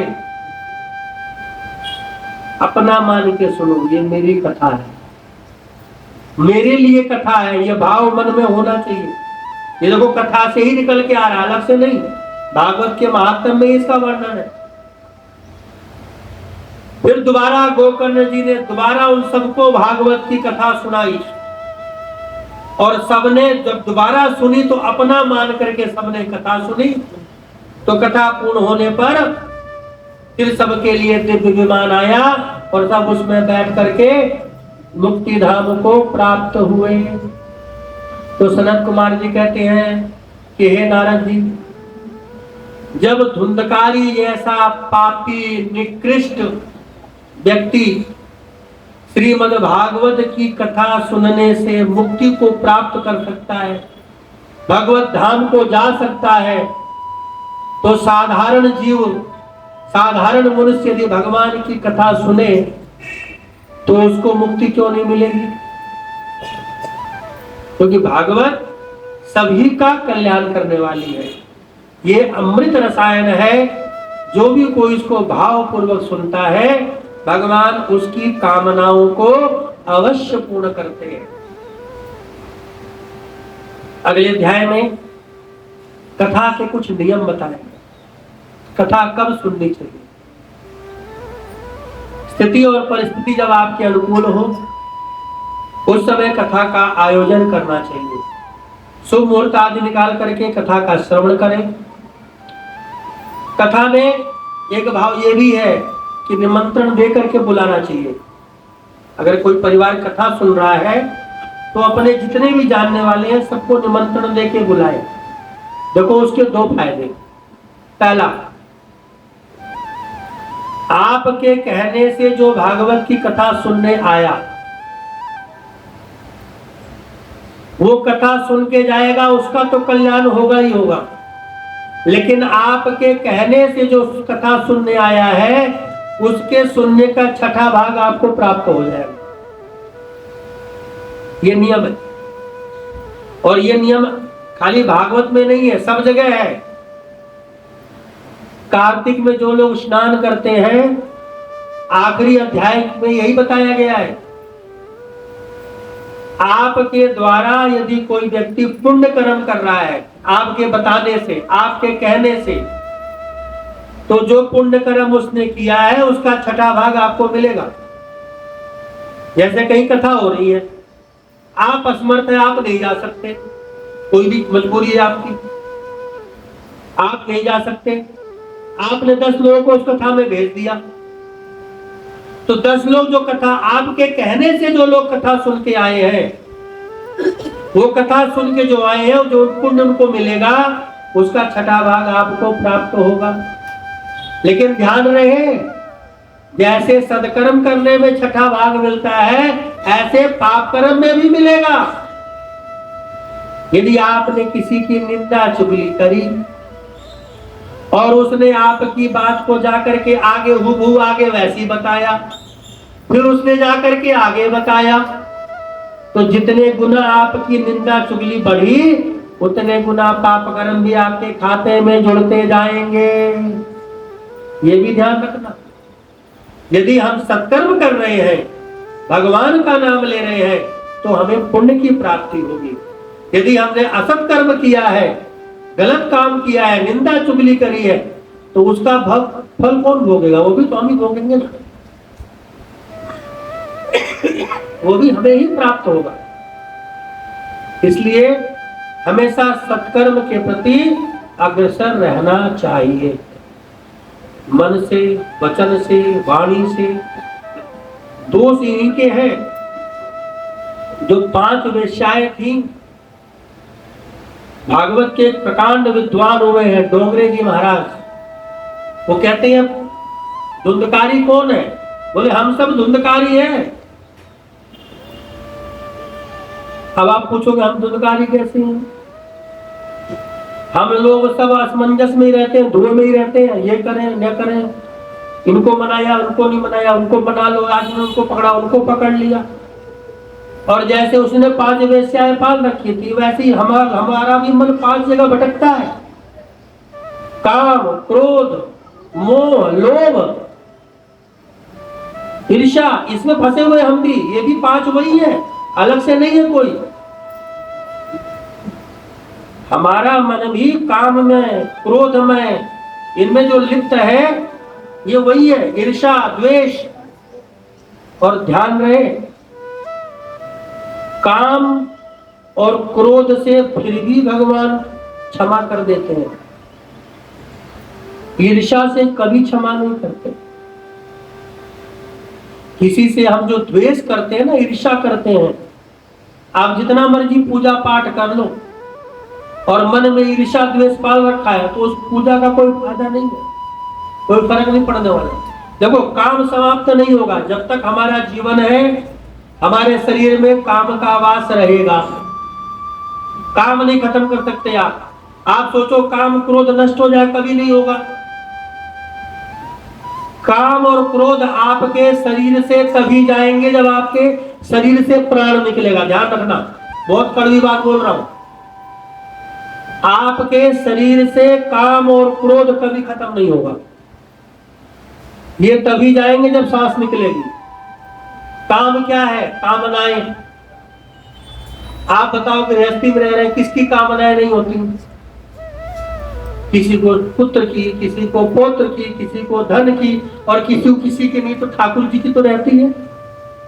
तो कामनाओं से तो हमारा मन भरा पड़ा है, इससे मुक्ति नहीं मिल सकती, और क्रोध से भी मुक्ति नहीं मिल सकती।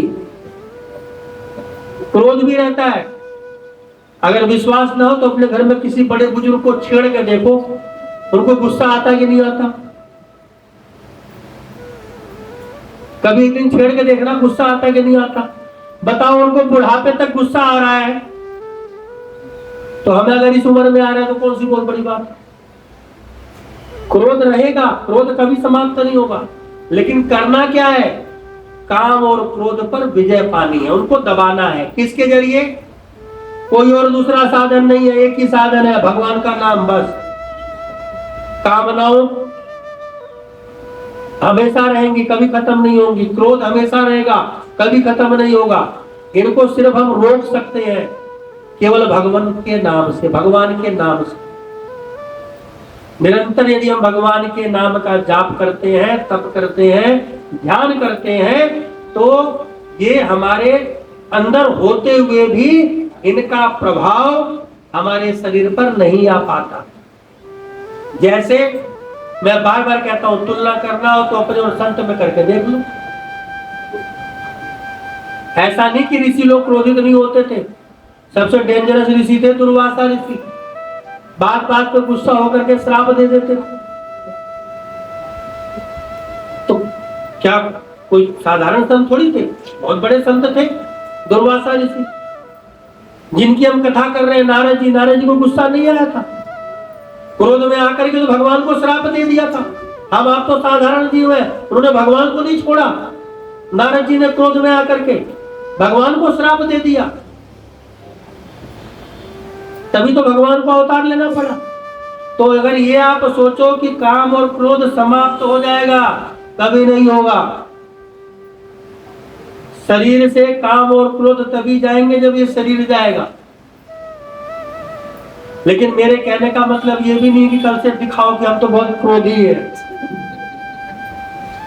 उस पर नियंत्रण करो, और उस पर नियंत्रण करेंगे कैसे? भगवान नाम एक ही सहारा है बस, केवल भगवान के नाम का आश्रय। और दूसरा है सत्संग। जब तक आप संग अच्छी नहीं करेंगे, सत्संग, समय हो चला है इस विषय पे, वैसे भी कल का है। सत्संग एक होता है संग, एक होता है साथी। संग